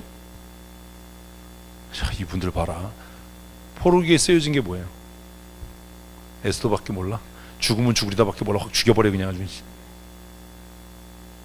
야, 이게 이러면 안 되는데. 그 포로기의 이야기가 중간에 들어간 이유가 거기에 있어요. 구약 성경의 목록을 이렇게 좀 다시 한번 역사서를 보세요. 에스라, 느헤미야, 에스더. 그래서 지금 그 얘기하는 겁니다. 이스라엘을 하나님이 버리셨느냐? 그럴 수 없다. 그러면 하나님께서 이스라엘을 버리자는 증거가 뭐냐? 이스라엘을 버렸으니까 이스라엘이 포로가 된 거 아니냐? 이스라엘을 하나님이 포기했으니까 이 사람들이 잡혀간 거 아니냐? 이런 논리에 바울은 뭐라고 얘기하냐면 그게 아니야. 하나님께서 이스라엘을 포기하신 게 아니라 그들을 포로로 잡혀가게 해서 그 복음이 이방인에게 증거되게 함으로 이방인들이 회개하는 것을 보고 이스라엘 백성들이 그제서야 시기가 나서 우리가 선민인데 우리가 하나님의 백성인데 왜 이방인 쟤네들이 여호와를 섬기지? 왜 쟤네들이 우리보다 더 열심히 예배하고 왜 쟤네들이 하나님의 은혜를 받지? 이걸 보고 시기가 나서 뭐 하도록? 회개하고 돌아오도록. 그러면 보십시오. 회개케 하는 분은 하나님입니까? 자기 결정입니까? 그래서 시작은 하나님이 선택한 걸 포기하지 않는다로 시작했는데 오늘 본문의 끝에 보면 그것도 뭐야? 네 선택이야. 그래서 제가 이런 성경 전체의 내용을 제가 성경을 읽고 정리한 게 뭐냐 하면 하나님의 절대 주권은 인간의 자유의지를 침해하지 않는다가 이래서 만들어진 거예요. 이런 걸 책으로 써야 되는데 미리 다 얘기를 해버려가지고 하나님이 정말로 절대 주권이 있으시면 이스라엘 백성들을 질투나게 할 필요도 없이 그냥 마음을 확 감동시켜서 회개케 하면 되잖아. 그런데 하나님은 그렇게 안 하시더라는 거예요. 왜 이렇게 복잡한 일을 하시나? 왜 역사서 중간에 포로기 얘기가 나와 있나? 왜 수산성이 회개를 하나? 왜 바벨론 강가에서 그들이 눈물을 흘리면서 고향을 그리워하고 이러는데 왜 그 나라의 공주가 유대인으로 개종을 하냐? 왜 유대교로 개종을 하냐? 왜 베르디는 이런 오페라를 썼냐? 왜 팝 가수는 그 슬픈 노래를 왜 바이돌 리버사 뭐 이래가지고 왜 우리를 현혹시키냐? 그 모든 얘기가 사실 이 얘기인 거예요. 하나님이 강제로 회심시킬 수 있고 하나님이 강제로 구원에 이르게 할 수 있는데 하나님은 그렇게 안 하시더라는 거예요. 하나님은 어떻게 해요? 질투가 나서 자기 스스로가 못 견뎌서 회개하도록 만드시겠다는 거예요. 제가 왜 오늘 본문 얘기하기 전에 어제 바이크 얘기를 했는지 이제 아시겠어요? 하나님은요 강제로 그렇게 안 해요. 회심할 때까지 문을 긁는 거야. 이래도 안 할래? 이래도 너희가 안 할래? 그냥 강제로 가야 돼! 해야 돼! 뭐 이럴 수도 있잖아요. 하나님은 그렇게 일 안 하신다. 바울이 그 얘기를 하는 거예요. 놀랍잖아요. 제가 젊었을 때 로마서를 읽으면서 야 정말 바울은 놀라운 사람이에요. 어떻게 이렇게 두 가지 이야기를 충돌되지 않게 교묘하게 설명할 수 있을까? 처음에는 하나님의 절대 주권을 얘기해요. 계속해서 10장에서 막 토기장이 얘기하고 막 이러면서 하나님의 절대 주권, 너희가 누군데 도대체 하나님이 하시네 반기를 들어 확 그냥 진흙덩어리가 막 이런 얘기를 해. 그다음 11장에 가서도 하나님이 택한 이스라엘을 버릴 수 없다. 그거 어떻게 증거하냐? 엘리야 시대에도 그랬다. 하나님이 은혜 받을 자를 남겨서 그들이 이 바알과 아세라에게 무릎 꿇지 않은 7,000명이 되었다. 그러면 하나님께서 그렇게 강제로 이스라엘을 회심시킬 수 있을 거 아니냐라는 것에 대해서 하나님은 그렇게 일하지 않는다. 하나님은 역사를 통해서 역사를 주관하시면서 그들이 포로로 잡혀가게 하고 그들이 바벨론 강가에서 성전에서 제사했던 것을 그리워하고 뉘우치고 회개하고 우리가 다시는 악기를 연주하지 않을 거야. 우리가 이 땅에서 죽더라도 우리의 죄 때문이야. 이렇게 탄식하면서 뭘 보고도 열받는 거예요. 그런데 쟤네가 왜 회심을 해? 우리는 포로로 잡혀서 이 땅에서 포로로 죽는데 예배도 못하고 죽는데 왜 이 나라의 공주가 왜 유대교로 회심을 하지? 아니 이 나라의 공주가 뭐가 아쉬워서 유대교로 회심을 하지? 왜 그 공주가 유대교로 회심해서 목숨을 내걸지?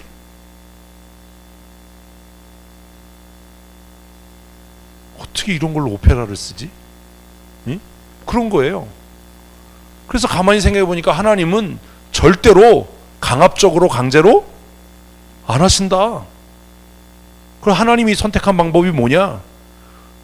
스스로가 질투가 나서 내가 뭐 하도록 결정하고 선택하도록 하신다. 그 얘기를 11절 12절에서 결론으로 하는 거예요.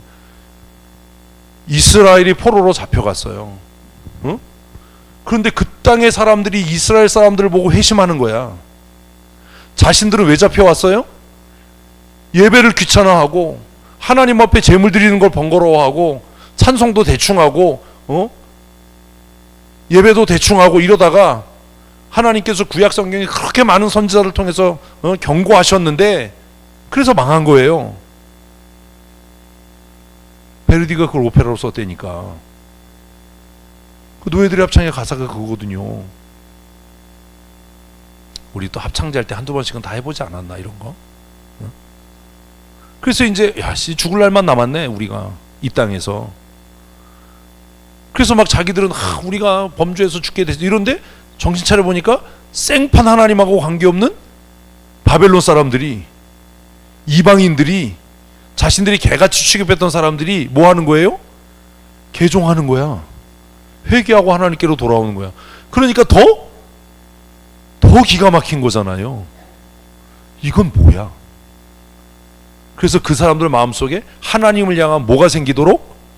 질투하는 마음, 시기하는 마음이 생기도록 하나님이 그렇게 하신다. 그러면 이 이야기를 전체를 싸잡으면 하나님의 절대적인 주권은, 하나님의 절대적인 통치는 우리의 자유의지를 절대로 침해하지 않는다. 네가 선택해야 돼. 아이들에게 10시까지 통행금지야, 너 성경 안 읽으면 밥 못 먹어, 이렇게 강제할 수 있지만 하나님은 그렇게 안 하시더라. 네가 선택해, 네가 결정해, 그렇게 하시더라고요. 바울이 그 얘기하는 거예요. 그래서 로마서를 읽으면서 야씨, 이걸 어떻게 이렇게 정리를 했지? 그래서 로마서 읽으면서 제가 정리한 게 그거예요. 하나님의 절대적인 주권은 인간의 자유의지를 침해하지 않는다. 하나님은 우리가 자의적으로 결단해서 손들고 항복해서 나올 때까지 뭐 하신다? 기다리신다. 근데 그게 더 잔인해. 목을 조르는 거잖아. 죽지 않을 만큼. 그래서 하나님이 그러는 거죠. 하나님이 패긴 패는데 어떻게 될 만큼? 죽지 않을 만큼 패신다. 응? 바울이 그 얘기하는 거예요. 이스라엘로 시기나게 하시며. 12절. 그들의 넘어짐이 세상의 풍성함이 되며, 그죠? 이스라엘이 포로로 잡혀가서 이방인이 회개해서 하나님의 은혜를 입는 거야. 지금 그 얘기하는 거예요. 그들의 실파가 이방인의 풍성함이 되었어요. 마지막 줄이 압권입니다. 하물며 그들의 충만함이. 이게 무슨 얘기예요? 에라이, 이게 무슨 얘기예요? 이런 거 이제 자기 말로 정리할 수 있을 때 이제 글쯤 읽는 거야. 이때부터가. 흐름으로 보면 이런 얘기잖아요. 에이, 이스라엘이 하나님 앞에 범죄해서 포로로 잡혀갔어, 그죠? 나라가 망했어. 그래가지고 바벨론에 가서 노예 생활하면서 그때사, 아이고 성전에서 예배했던 때가 호시절이었네. 우리는 그때 예배가 귀찮고, 뭐가 이렇게 예배가 많아, 무슨 절기가 이렇게 많아, 무슨 절기를 한 달씩 지키래, 뭐 이랬을 거 아니야. 어? 6월절 지나고 나니까 초막절 오고, 막 뭐 이렇게 많이 뭐 드리래, 오 막 지겨 죽겠어. 예배 절차는 왜 이렇게 복잡해? 뭐 그냥 아우 그냥 뻑하면 죽고 말이야. 이랬단 말이에요. 그래가지고 이제 포로로 잡혀가면서 한편에서는 야 이제 해방이다. 뭐 안 해도 돼? 예배 안 해도 돼. 그 번거로운 제사 안 드려도 돼. 야 짐승 피비린내 안 맡아도 돼. 이랬는데 가서 등이 휘도록 뭐 해보니까, 노예 생활을 해보니까 다윗이 고백한 저는 그들의 등이 굽어져 펴지 않게 해주십시오. 이 생활을 하고 나니까 아이고 예배할 수 있었던 때가 호시절이었네. 네? 그때가 좋은 때였네. 네? 그런 거예요. 그리고 이제 그 사람들이 회개하고 아유 우리가 그때가 좋았어. 그리고 정신을 차려보니까 이상한 놈들이 회개를 하고 예배를 하는 거야. 자기들보다 더 열심히 여호와를 섬기는 거예요. 그러니까 이스라엘 백성들의 마음에 뭐가 생겨요? 아니 하나님은 우리의 하나님인데, 여호와는 우리들만의 여호와인데, 아니 왜 바벨론 백성들이, 에? 바벨론의 공주가 왜 회심을 하고, 왜 유대교로 개종을 하고, 왜 이런 일이 일어나지? 그러면 우리가 더 열심히 하나님께로 돌아가야 되지 않겠냐? 이런 마음을 갖는 거예요. 그런 마음이 생겼을 때 예루살렘으로 돌아가라 라는 반포가 선포되는 거예요. 응? 그래서 시편에 그 얘기가 있는 거예요. 우리의 손이 제주를 잃고 수금을 버드나무 가지에 걸고, 그걸 가지고 바이덜 리버서 바빌론을 만든 거고, 그걸 가지고 나부코라고 하는 오페라를 쓴 거고, 그런 거예요. 그래서 갑자기 고레스가 야 돌아가 70년이 찼어 이러니까, 그렇게 어떤 사람들이, 질투난 사람들이, 이해를 못하는 얘기를, 어떤 사람들이 이방인의 회심 때문에 질투난 사람들이 예루살렘으로 돌아가는 거예요. 그게 아니었으면 안 돌아가죠. 응? 우리가 선민이고 우리가 하나님에 대해서 기득권이 있는데 왜 이방인이 회심을 하고 왜 예수를 믿어? 그래서 그 사람들이 그 질투심 때문에 야 그러면 우리가 예루살렘으로 돌아가야 돼. 목숨 걸고 돌아가야 돼. 가서 성전을 재건하고 우리가 선민임을 다시 나타내야 돼. 이래서 그들이 돌아왔다는 거예요. 아이씨, 이게 구약 전체 역사 줄거리야. 그러니까 하나님이 성공한 거에 실패한 거예요. 성공한 거지. 이스라엘 백성들 그 자존심 건드리고 질투나게 해가지고 그들이 돌아왔으니까. 이런 얘기를 모르면 어떻게 포로지에서 70년 동안 정착하고 아들 딸 낳고 집 사고 땅 사고 사업해서 성공했는데 고레스가 야, 돌아가 그런다고 돌아가겠냐. 이해되셨어요 이제? 뭐가 돌아가게 한 거예요? 질투. 에이씨, 이거 하나 설명하기가 이렇게 힘들어.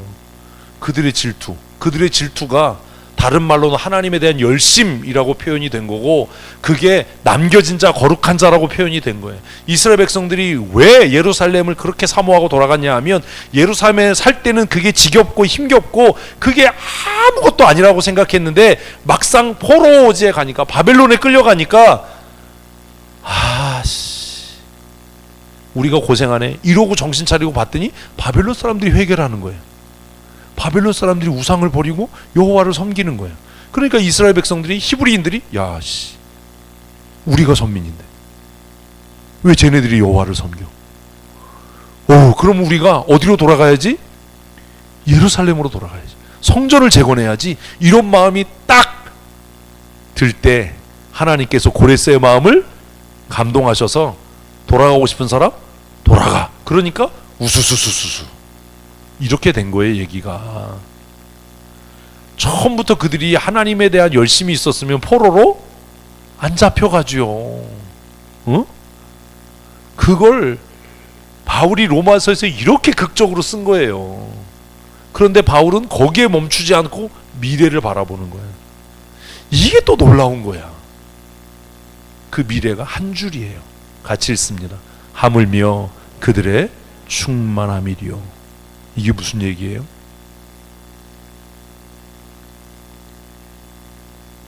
에이씨, 괜히 목소리 그냥 승질나고 그냥 괜히 큰 소리 쳐서 목만 아프게. 그게 무슨 얘기냐 하면, 보세요. 논리적으로 이런 거예요. 이게 논리가 없는 건가? 글을 못 읽... 이런 거예요. 이스라엘이 망한 게 이방인의 복이 됐어요. 에? 근데 이스라엘은 하나님의 택한 선민이에요. 하나님의 택한 선민이 망해서 그게 이방인의 복이 됐다면, 하나님의 택한 선민의 회복은 이방인에게 얼마나 더 큰 복이 되겠냐라는 얘기. 마지막 줄이.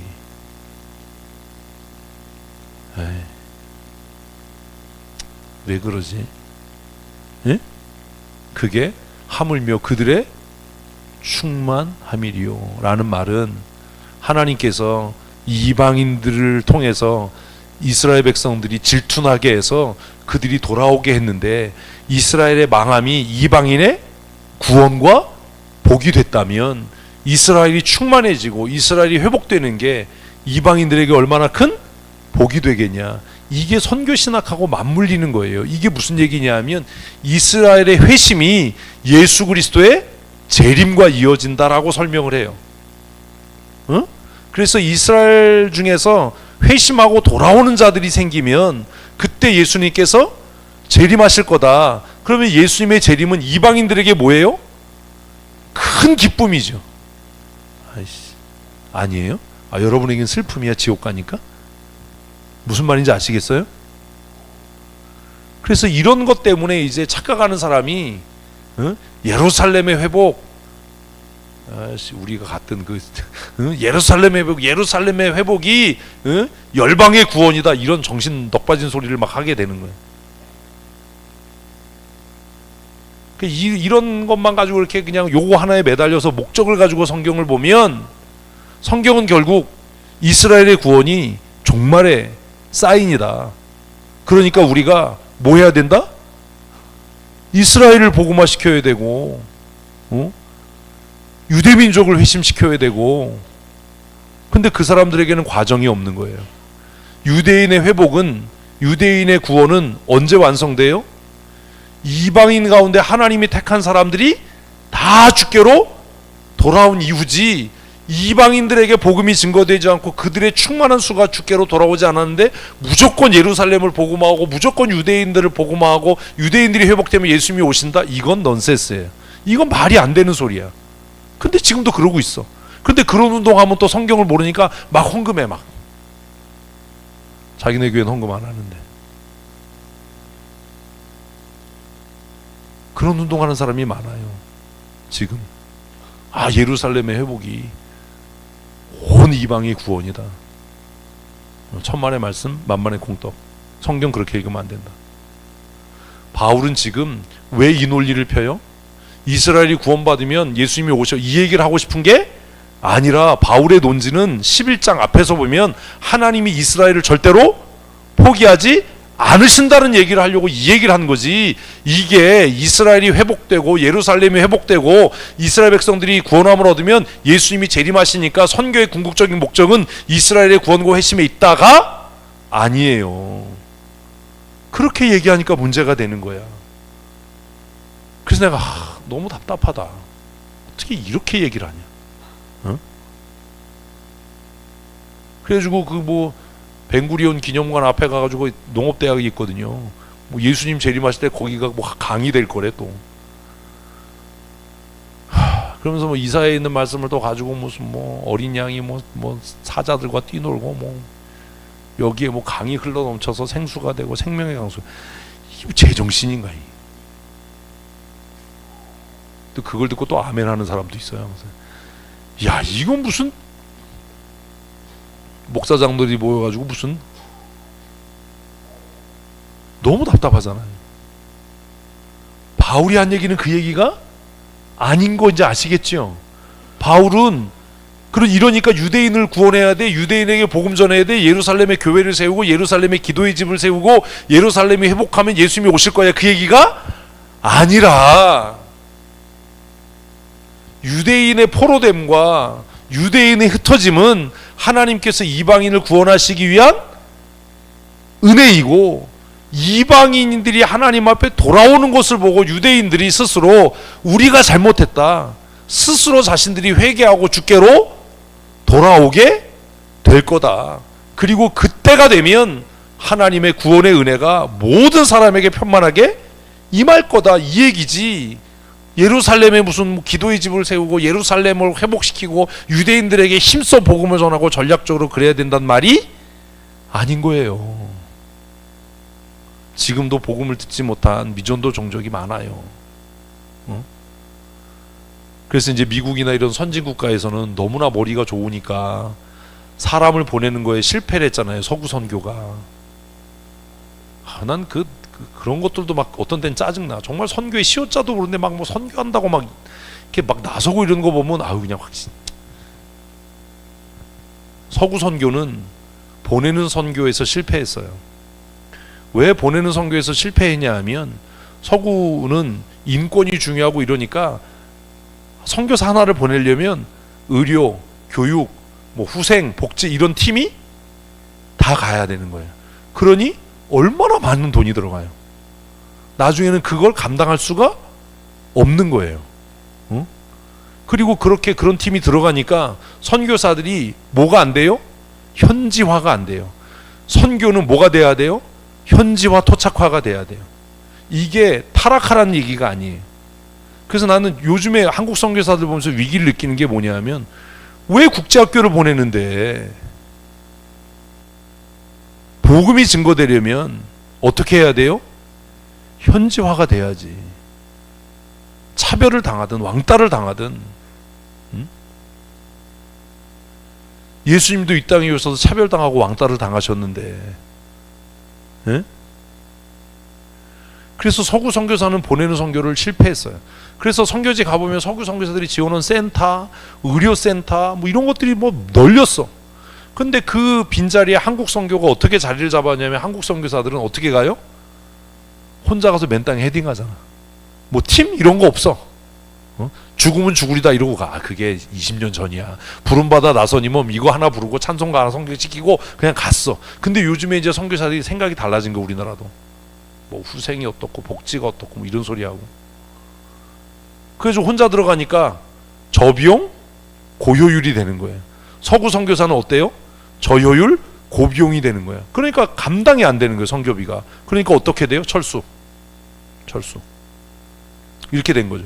서구 선교사들이 철수한 그곳에 한국 선교사들이 들어간 거야. 이분들은 아까 어떻게 들어갔다고요? 부름받아 나서니 그래서 맨날 파송시 가면 부름받아 나서니 어디든지 가오리다 이런 거지. 그래서 다 가오리가 됐어. 이러면 안 돼. 가오리다 해가지고 갔어. 그래가지고 거기에서 이제 뼈를 묻고, 이게 1세대 선교사예요. 그래서 15년, 20년이라는 짧은 시간 동안 GMS 선교사가 2,600명을 넘어선 거예요. 그러니까 전 세계가 놀래요. 오, 어떻게 GMS 이럴 수 있어? 근데 요즘에 GMS 선교사들이 배부르고 등 따뜻하니까 헛소리를 자꾸 해야 되는 거예요. 그냥 한국 선교도 이제 막을 내릴 때가 됐나? 근데 놀라운 건 그 한국 선교사들의 빈자리를 지금 누가 채우는지 아세요? 중국 선교사들이 채워요. 그래서 두려운 거예요. 선교의 주도권이 넘어가면 이 나라의 경제도 끝나는 건데. 중국은 화교 네트워크 있잖아요, 전 세계에. 이거 무서워요. 근데 한국 교회는 보면 이제 뭐 개나 소나 다 선교한대. 선교의 시효자도 모르는데 나서가지고 무슨 그냥 아이고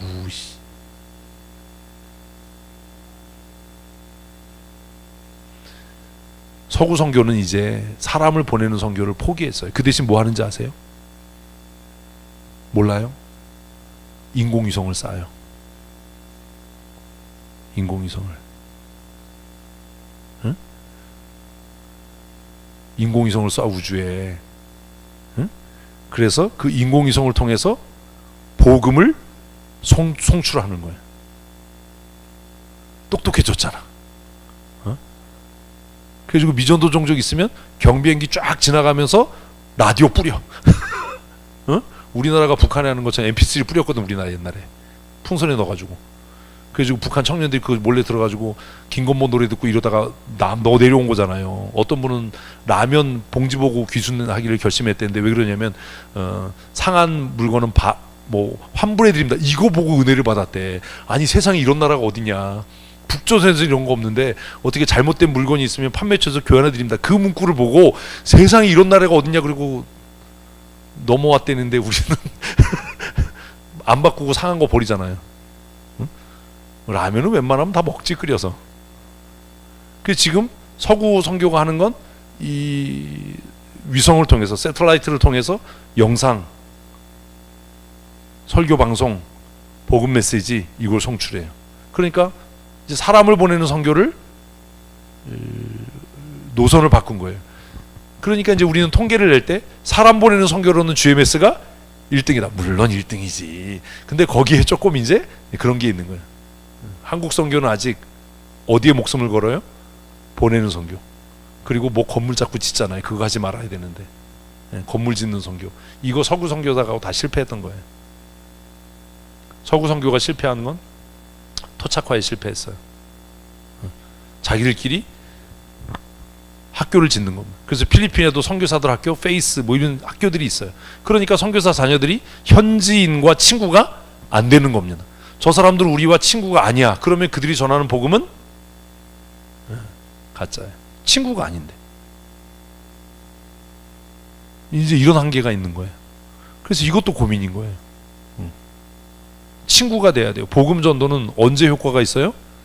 친구가 될 때. 예수님께서 오셔서 제자들과 함께 먹고 잤어요. 예수님께서 오셔서 혼자 호텔에서 주무셨다면 제자들이 12명이 다 순교하지 않았을 거예요. 요한 사도 빼고 다 순교했거든요. 요한은 참 드라마틱한 사람이야. 요한은 끓는 가마에 넣었는데, 기름 끓는 가마에 넣었는데 살아나왔어. 프라이드 통닭 조심해야 돼요. 끓는 가마 속에 넣었는데 이게 안 죽고 나왔어요. 그래서 반모섬으로 귀양 보낸 거예요. 거기서 요한계시록을 쓴 거예요. 예수님의 제자들 다 목 잘려 죽거나 십자가에 못 박혀 죽거나 껍데기 벗겨 죽거나 다 이랬어요. 도마, 그 의심 많던 도마도 말뚝에 묶여서 땅에 박혀 죽었어요.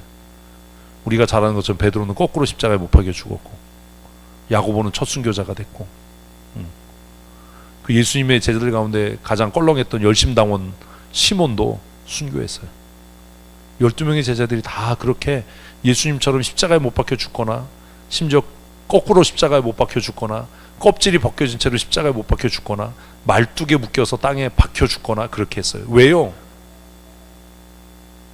뭐 복음이 진리야, 하나님 나라 소망이 있어, 이것도 중요하지만 예수님께서 그들과 삶을 공유하셨기 때문이에요.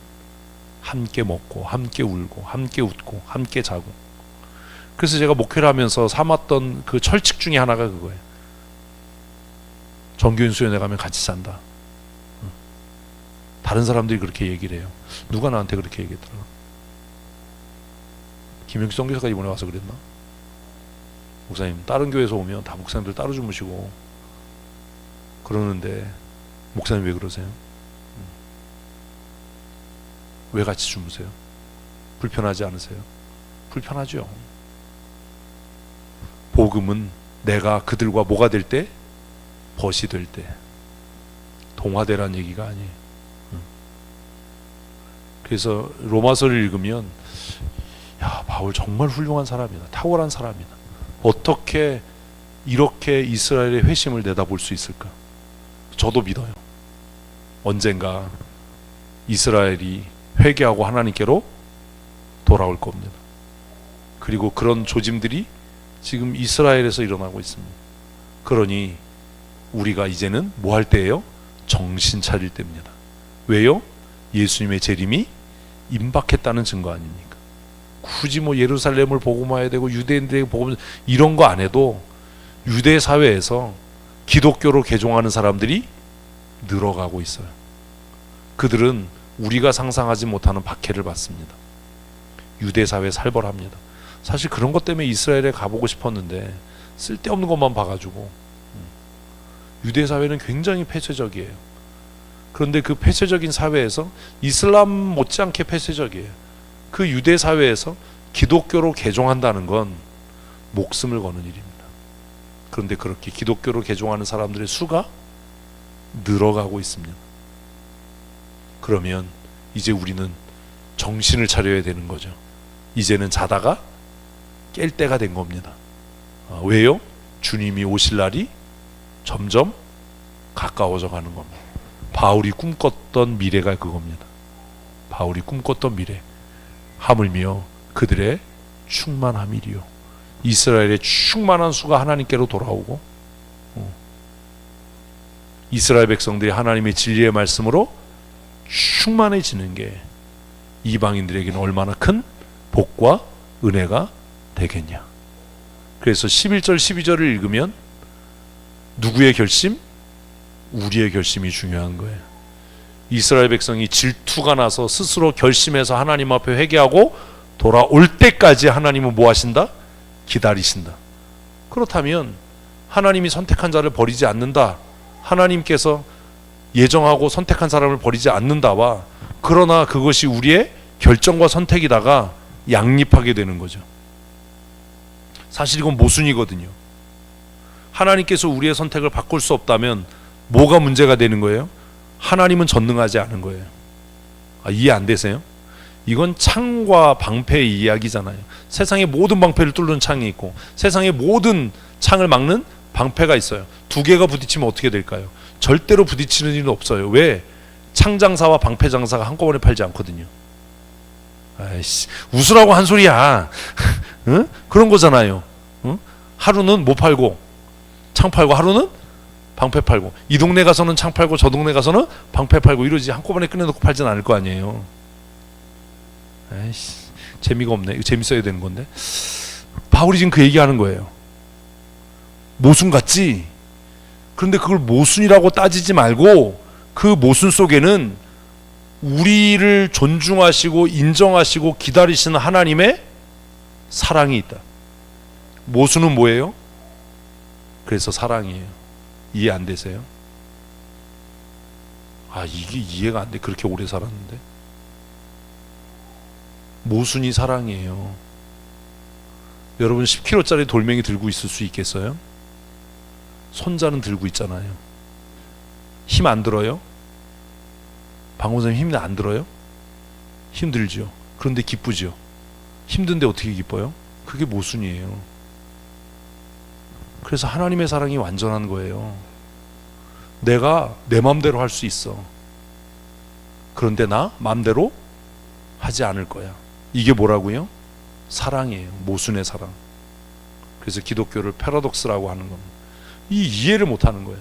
하나님이 마음대로 하면 너 회개해? 이러면 그냥 최면에 걸린 것처럼 회개하겠죠.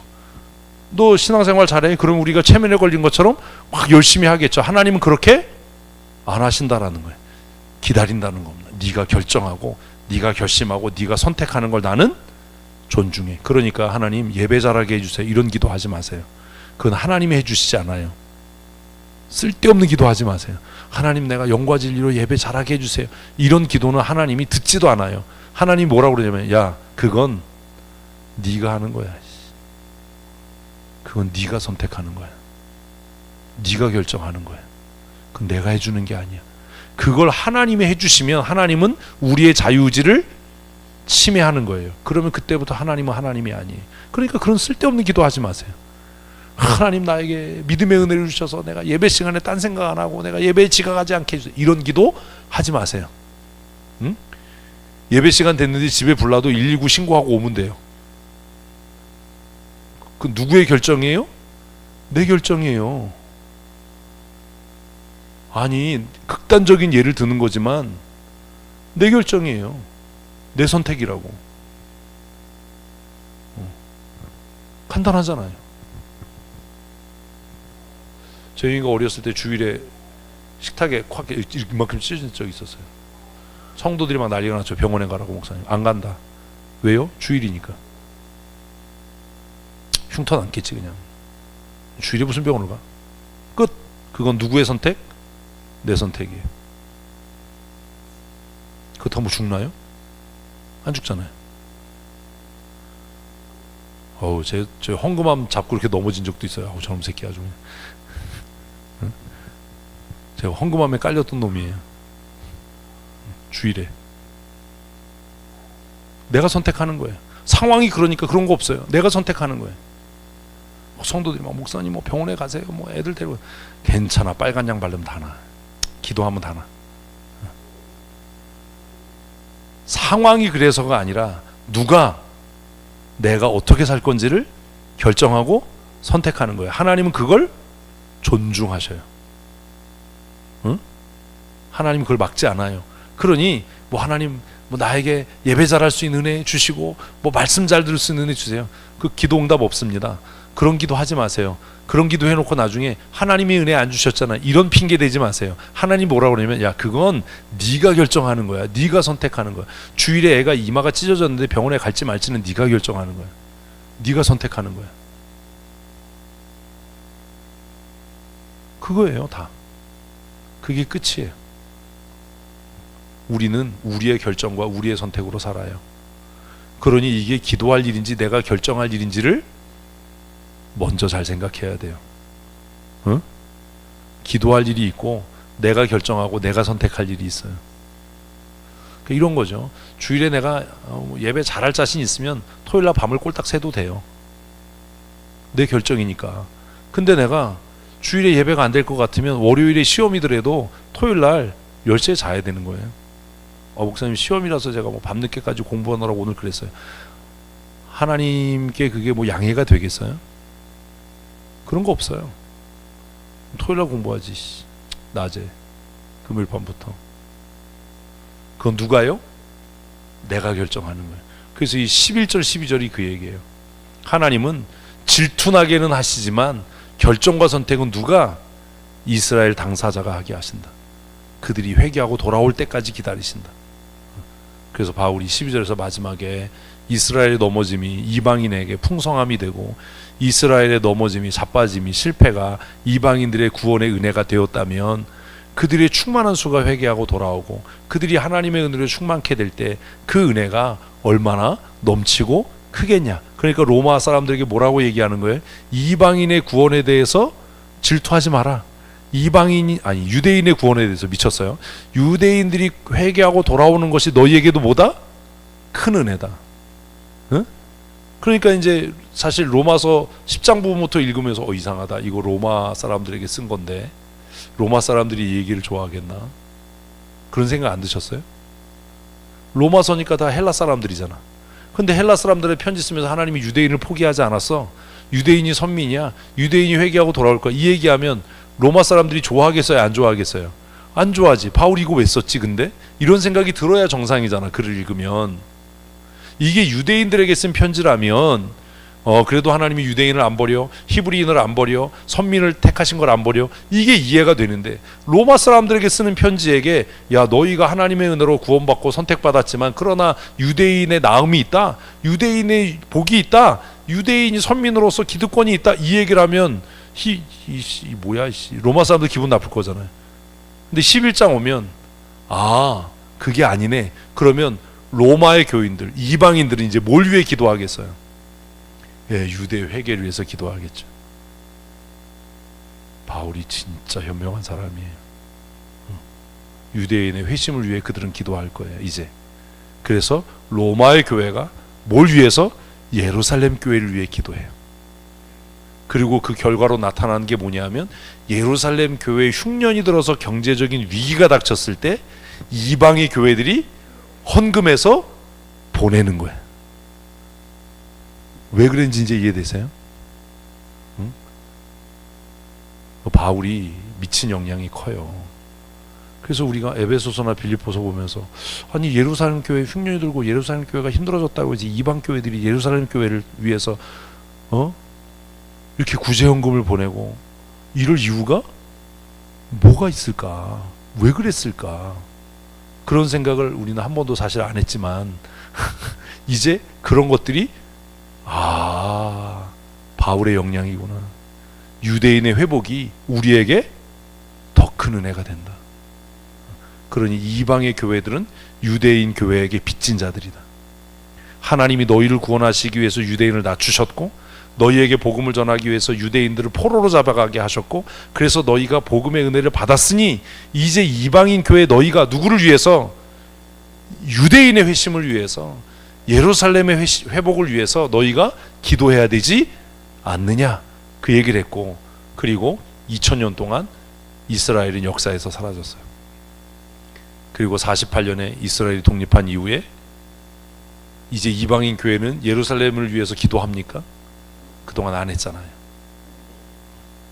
근데 그런 것들이 조금 이렇게 방향이 빗나가서 막 예루살렘의 구원과 회복을 위해서 뭐 백투더 예루살렘 이런 선교 운동이 이상한 쪽으로 일어나서 막 뭐 유대인에게 복음을 전해야 되고 이런데 그거는 건강하지 않은 것 같고 우리가 해야 될 게 있어요. 우리가 해야 될 게 뭐예요? 유대인의 회심과 회복을 위해서 기도해야 될 사명이 있는 겁니다. 우리는 어디에? 유대인들에게 빚진 자예요. 그게 이해됐으면 11장까지 이해가 된 거예요. 어렵죠. 이렇게 어려운 게 많아야 제가 할 일이 많아요. 근데 이거 잘 읽으면 그냥 이해가 돼. 이게 구약을 이렇게 물었어요. 여러분들이 빨리빨리 대답하면 이게 정리가 되는데 이게 너무 어려운 거예요. 얘기가 구약에 누구 얘기부터 엘리야 얘기, 뭐 다윗 얘기 이렇게 나와서 이어지니까 이게 도대체 뭔 얘기냐? 왜 성경을 통독해야 되냐? 이제 아시겠어요? 책장만 넘기지 마시고 그런 것들이 머리에 남아서 로마서나 바울의 서신들을 읽으면 그래서 그런 거구나. 하나님이 역사를 이렇게 경영하시는구나. 하나님이 역사를 이렇게 이끌어 가시는 이유는 우리의 자유의지를 침해하지 않으시려는 하나님의 인내구나. 이걸 우리가 이해해야 되는 겁니다. 여러분들도 가정에서 자녀들을 양육할 때 그 아이들의 자유의지를 침해하면 안 됩니다. 하나님도 안 하시는 걸, 하나님도 안 하시는 걸 그냥 마음이 아프고 속이 타도 기다려줘야 되는 거예요. 그러나 세워야 할 원칙은 명확한 겁니다. 우리는 세워야 할 원칙은 명확하지 않은데 그 아이들의 자유의지를 짓밟아버립니다. 완전한 독립된 인격으로 보지 않습니다. 내가 하나님 앞에 단독자인 것처럼 내 자녀도 하나님 앞에 단독자입니다.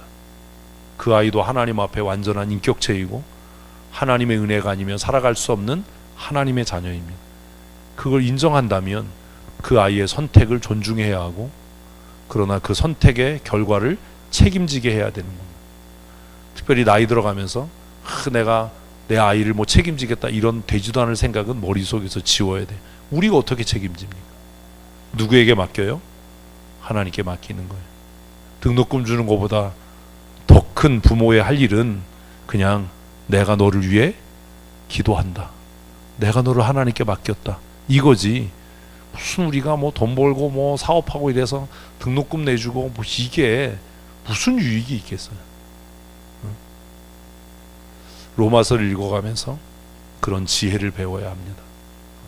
전 세계에서 30이 넘은 자녀에게 생활비를 대주거나 용돈을 주거나 돈을 주는 나라 1등이 대한민국입니다. 그래서 이 나라가 희망이 없는 겁니다. 그런 짓 하면 안 돼요. 돈을 주고 유산을 물려줄 게 아니라 무엇을? 믿음을 상속하고 하나님께로부터 오는 은혜와 복을 스스로 찾아갈 수 있도록 해야 되는 겁니다. 그런 마음의 결심이 없으면 우리의 삶이 어려워집니다. 로마서를 읽으면서 그런 지혜들을 배워가실 수 있었으면 좋겠습니다. 하나님이 왜 이스라엘을 포기하지 않으시는가? 포기하지 않으시는데 왜 그들을 포로로 잡혀가게 하셨는가? 이스라엘의 넘어짐과 이스라엘의 실패가 오늘 이방인인 나에게 어떤 은혜가 되었는가? 그러면 이제 우리가 해야 할 일은 무엇인가? 이스라엘의 실패와 넘어짐으로 내가 구원함을 받았다면 한국 교회가 힘써 해야 할 일은 뭐예요? 땅끝 복음 전도예요. 정말 우리가 힘써 해야 할 일은 땅끝 복음 전도. 선교 헌금 힘있게 하십시오. 뭐 표도 안 나게 이렇게 하지 마시고, 그게 빚진 자의 삶을 사는 거예요. 우리는 뭐한 사람이라고요? 복음의 빚진 자예요. 그거 아는 게 중요한 게 아니에요. 우리가 복음의 빚진 자라면 그 빚을 갚아가야죠. 그 빚을 갚는 겁니다. 하나님이 주신 은혜를 따라서 힘에 넘치도록. 사실 제가 생각할 때는 11조보다 선교원금이 더 많아야 된다고 생각해요. 그게 뭐 하는 거예요? 복음의 빚진 자의 삶을 사는 거예요. 입으로만 뭐 유대인에게 복음에 빚져서 그거 말하는 게 무슨 의미가 있어요? 우리 예수님이 다시 오시는 그날까지 복음의 빚진 자로, 아직도 복음을 듣지 못한 미전도 종족과 전 세계에 나가 있는 우리 2600여 명의 GMS 선교사들을 위해서 기도하고, 그리고 우리가 함께 동역하는 선교사님들, 또 우리 파송 선교사 2분 위해서도 기도하고 헌신해 주셨으면 좋겠습니다. 지난주에 우리 정성택 집사님 친구 미얀마 선교사님이 투싼 차량을 빌려 가셨어요. 제가 이제 정비해서 타는데 불편함 없이 이렇게 드렸어요. 왜 그런 일 해요? 복음에 빚진 자니까요. 목사님, 우리도 어려운데요. 물론 그래요. 나도 바쁘지요. 시간 없고. 근데 왜 그거 해요? 나도 복음에 빚진 자니까요. 한국에 선교사들이 들어오지 않았다면 내가 어떻게 복음을 들었겠어요? 저 어렸을 때만 해도 서울에 선교사들 많았는데, 지금 제가 이렇게 외관 교회나 이런 교회들 가면 다 선교사님들이 세운 교회예요. 100년이 넘은 교회들. 그런 교회들이 우리 교단을 유지하고 있고 한국 기독교를 지키고 있는 것 아닙니까? 잊으시면 안 됩니다. 조선에 선교사들을 보낼 때 그 보냈던 교회들이 그렇게 부자인 교회가 아니었습니다. 제가 영국 가서 회개했다니까요. 선교의 아버지 모르시나요? 헌금함에 기어 들어갔던 애. 그 친구가 다녔던 교회는요, 우리 교회 3분의 1도 안 돼요. 지금도 있어요, 영국에. 그 교회 돌아보면서, 야, 이렇게 조그만 교회가 시골에, 영국에 진짜 깡촌이거든요. 그 교회 가느라고 하루 종일 차 탔어요. 어떻게 이렇게 시골에 이렇게 작은 교회가 그 시대에 중국으로 선교사를 보낼 생각을 했는가? 야, 놀랍다. 그 교회 지금도 조그매요.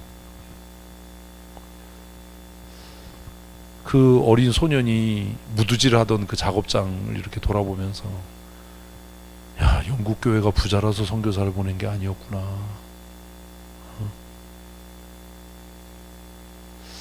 그런 거였구나. 하나님이 내가 훌륭해서 뭐 영국에 집회하러 오라 그런 게 아니라 이런 곳을 보게 하시려고 나를 오게 했고, 저는 그냥 가서 그냥 뭐 대형 박물관이나 보고 이러려고 그랬는데 그 선교사님이, 김태규 선교사님이 차에다 싣고 그렇게 그냥 막 존 버니언이 다녔던 교회 막 그 얼마나 또 이 선교사님이 알뜰하냐면 전기밥통 싸가지고 다녔어요. 밥 안 사 먹으려고. 그래가지고 뭐 길바닥에서 돗자리 펴놓고 전기밥통 꺼내서 짱아찌 하고 밥 먹었어, 우리 영국에서. 제가 그러면서 다녔어요. 한 군데 가려면 막 하루 종일 차 타고 가야 되니까 조그만 승용차에 넷이서 타가지고. 그래서 맨 처음에는 이게 뭐 하는 짓인가, 하루 종일 가가지고 여기가 존 번연의 생가입니다, 여기서 철로역정을 썼습니다, 뭐 이러고 뒤에가 막 묘비 있고 막 어딘지도 모르는 시골 교회 가가지고 내가 가자는 얘기도 안 했는데, 목사님 오늘은 이런 일정입니다. 근데 그 교회 가서 그걸 보면서 하나님이 이걸 보게 하려고 나를 여기 오게 하셨나. 교회가 너무 초라했어요. 너무 작았어요. 어떻게 이런 교회가 그 시대에 중국의 선교사를 파송할 수 있었을까. 놀랍다. 그럼 한국 교회는 뭐 하는 거지? 이런 생각이 들더라고. 그리고 위로받은 게 우리 교회가 잘하는 거구나. 사실 저도 하면서 우리 교회 규모의 무슨 단독 선교사 2명을 뭐 이러고 막 한동안 또 뭐 성도들이 뭐 힘들어요 어째, 그래서 뭐 협력 선교사 줄여, 그래서 승질 나가지고 줄여라 씨 뭐 이러고 그랬었는데, 이게 그럴 게 아니네. 우리가 복음의 빚진 자의 일진데 이러면 안 되는 거네. 현대 선교의 아버지, 말은 좋지. 여러분, 우리는 뭐 한 자라고요? 복음의 빚진 자예요. 큐티하면서 이런 게 정리가 돼야 돼요. 복음의 빚을 지금 여러분 어떻게 갚고 계세요? 복음의 빚을 어떻게 갚고 있냐고. 말로만 복음의 빚진 자 그거 알아서 뭐예요? 그럼 빚을 갚아야지. 띄어먹을 거예요? 그 제가 고민했던 것 중에, 선교사님들이 한국에 들어오면 제일 뭐가 불편할까? 제가 얘기했잖아요. 3가지다. 있을 곳, 자동차, 핸드폰. 근데 이제 전화기는 알뜰 폰 있으니까 유심 사서 끼면 돼요. 집하고 차예요.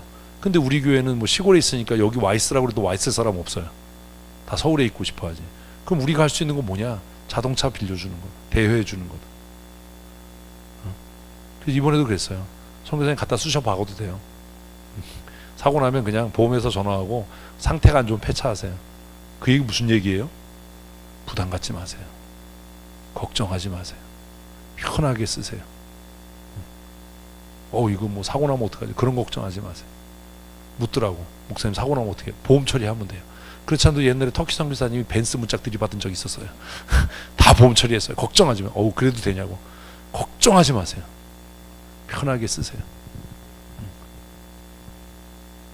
그래서 그 일을 하는 거예요. 우리는 바울이 고백한 대로 뭐요? 복음의 빚진 자예요. 복음의 빚진 자. 그런 일을 하는 겁니다. 여러분 중에 승용차 타시다가 폐차할 분 있으면 폐차하지 말고 저한테 얘기하세요. 아무거나 안 받아요. 상태를 보고 이게 쓸만한가, 굴러는 가겠는가 보고, 그리고 선교사님들이 들어오시면 언제든지 사용하실 수 있도록. 앞으로도 그 일은 제가 우리 교회에 있는 동안 계속할 예정입니다.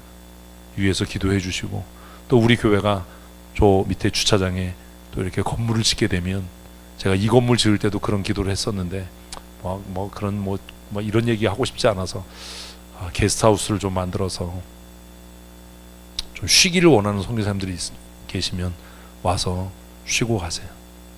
푹 쉬고 가세요. 주일에 교회 안 오셔도 돼요. 주일에 예배 안 나오셔도 돼요. 푹 쉬고 가세요. 우리 교회 새벽 기도도 없답니다. 푹 쉬고 가세요. 저녁 기도에 안 나오셔도 됩니다.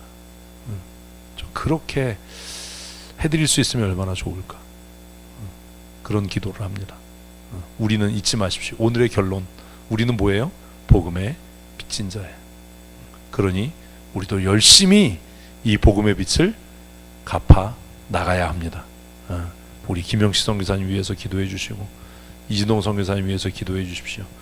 김영식 선교사님이 이제 난민학교 이사하는 것 때문에 요즘에 바쁠 겁니다. 마당이 있는 넓은 곳으로 이사를 하는데 막 벽에 곰팡이 엄청 나고, 그래서 내가 야, 이거 공사 어떻게 혼자 하려고 그러냐, 힘들어서. 그렇다고 제가 가서 어떻게 도와줄 수도 없고, 제가 그냥 혼자 기도는 하는데 여러분 위해서 기도해 주시고, 또 도움이 필요하면 우리가 헌금해서 또 이렇게 도울 수 있도록 했으면 좋겠습니다. 여러분의 지역이 함께 동역하는 협력 선교사님들을 위해서도 자주 기도하시고 자주 필요를 돌아보실 수 있었으면 참 좋겠습니다. 복음의 빚진 자로서의 사명을 감당. 제가 GMS 지금 임원을 3년째 하고 있는데 그 일을 그래도 그렇게 최선을 다해서 열심히 했던 것들은 사실 내가 복음의 빚진 자라고 하는 그런 마음이 있기 때문입니다. 위에서 기도해 주시고, 저에게 맡겨진 일들, 지금 이슬람 대책위원회나 GMS 부이사장의 역할이나 이런 것들을 마지막까지 잘 감당할 수 있도록 위에서 기도하실 때 함께 기도해 주시기를 부탁드리겠습니다. 이번 주에 회의 일정 있는 것 보시고 기도하실 때 함께 기도해 주시고, 또 하나님께서 우리 교회에 맡기신 이 땅끝 복음 전도의 사명을 아름답게 힘써 감당하는 교회가 될 수 있도록 우리 모두를 위해서도 함께 기도해 주시기를 바랍니다. 아멘. 다음 주일에 예고한 대로 우리 가족 총동원 주일로 지킵니다. 한 주간 동안 우리 열심히 전도하고 또 기도하고, 다음 주에는 기쁨으로 우리 함께 온 가족이 모여서 기도하고 예배했으면 좋겠습니다. 다음 주에는 우리 멘토들이 가족들 함께 와야 하는 분들이 많기 때문에 한 주간 우리 사역자 기도회는 안 하도록 하겠습니다. 다음 주에는 편하게 같이 오실 분하고 시간 약속하셔서 오셔서 예배에 참여하시면 됩니다. 주일 저녁 찬양 예배 모든 성도들이 모든 악기로 하는 예배라고 광고됐으니까 여러분들이 다루실 수 있는 악기 갖고 오셔서 함께 기쁨으로 찬송하기 바라고, 또 악보가 미리 지금 올라와 있으니까 악보 보시고 연습이 필요하신 분들은 좀 연습하셔서, 모두가 모든 악기로 찬양하지만 두드린다고 악기가 되는 건 아니고 분다고 악기가 되는 건 아니니까 좀 이렇게 준비하시고 그 음정을 맞춰서 함께 기쁨으로 찬양했으면 좋겠고, 한편으로 걱정되는 건 악기 연주하느라고 아무도 노래를 안 하면 어떻게 할까 이런 게 염려가, 쓸데없는 염려가 저는 많아요. 그래서 다들 악기 연주하느라고 음도 안 맞는 악기만 띵띵거리고 찬양하는 사람은 아무도 없고 이러면 이것도 되게 웃기겠다. 하여튼 악보 보시고 미리 잘 준비해 오시기를 부탁을 드리겠습니다. 8월 달에 우리 전교인 수련회 있습니다. 모든 분들이 다 참여하실 수 있도록 위에서 함께 기도해 주시고요. 7월 달에 이제 아프리카의 선교지를 방문하고 또 미전도 종족을 방문하는 일들을 함께 겸해서 GMS 임원 수련회가 케냐하고 이디오피아인가에서 있습니다. 건강을 위해서도 기도해 주시고, 제가 안전하게 또 잘 다녀올 수, 지금 그 아프리카 처음 가는 목사님들은 지금 난리가 났어요. 카톡방에 말라리아는 뭐 괜찮냐, 말라리아 약은 어떻게 먹어야 돼. 이미 아주 잽싸고 민첩하신 분들은 벌써 말라리아 약을 처방을 받으셔서 돈이 많이 들어갔다, 약값이 장난이 아니더라 막. 난 그런 게 걱정이 안 되는데 말라리아로 죽을까 봐 엄청 걱정이 되나 봐요. 여러분은 이번이 기회입니다. 목사를 바꿀 수 있는 절호의 기회가 온 겁니다. 저놈의 새끼 말라리아 확 걸려서 그냥 귀국하죠. 고미자 원쌤이 제일 좋아하는 것 같아. 2주간 동안 우리 케냐 미전도 종족과 에티오피아의 미전도 종족을 돌아보는 우리 임원 수련회가 사실 작년에 이거를 하려고 했는데 코로나 때문에 못했던 게 이제 올해 이렇게 진행되게 됐습니다. 위에서 기도해 주시고 건강하게 일정을 마칠 수 있도록, 그거 끝나고 오면 바로 전교인 수련회, 그 전교인 수련회 끝나면 8월 말에 우리 노회에서 몽골 헌당 예배가 있습니다. 그래서 지금 그것 때문에 조금 걱정이 되긴 하는데 제 건강을 위해서 기도해 주셔서 잘 감당할 수 있도록 잊지 마시고 함께 기도해 주시기를 부탁을 드리겠습니다. 우리 기도하십시다. 하나님, 우리가 복음의 빚진 자입니다. 하나님께서 나 같은 죄인을 구원하시기 위해서 그 택하신 백성 이스라엘을 포로가 되게 하시고 그들을 고난 가운데로 이끄셔서 그들에게 주신 복음의 은혜가 오늘 우리에게까지 이루고 미쳐서 예수 그리스도를 구주로 영접하고 하나님 나라를 소망하며 예수 그리스도의 제자된 삶 살게 하시니 감사합니다. 이제는 한국교회가 이 복음의 빛을 갚을 수 있는 은혜 주심에 더욱 감사합니다. 하나님, 우리 춘천성도교회가 열방을 향하여 주의 복음을 증거하는 거룩한 교회 되게 하시니 이 또한 감사하고, 하나님, 우리가 이 일을 기쁨과 감사함으로 감당할 때에 하나님께서 영광 받으시고 높임 받으시며 하나님의 선하신 뜻이 이루어질 것을 믿음으로 더욱 하나님을 찬양합니다.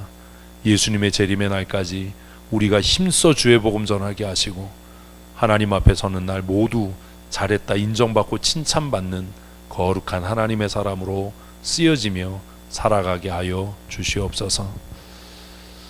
우리의 죄를 위하여 고난당하시고 우리의 영원한 구원을 위하여 부활하시고 승천하신 우리 구주 예수 그리스도의 크신 은혜와 독생하신 아들 예수 그리스도를 아낌없이 우리를 위하여 이 땅에 보내시고 그 아들과 함께 모든 좋은 것으로 우리의 삶에 충만케 하시는 아버지 하나님의 크고 놀라우신 사랑하심과 성령님의 교통하시고 위로하시며 강건케 하시고 승리케 하시는 역사하심이 오늘 주 앞에 나와 기쁨으로 예배하고 복음의 빚진 자의 삶을 잘 감당하며 살아가기로 다짐하는 사랑하는 주의 백성들 머리머리 위에와 그들의 가정과 출입하며 경영하는 일터와 사업장 위에 영원토록 함께 있을지어다.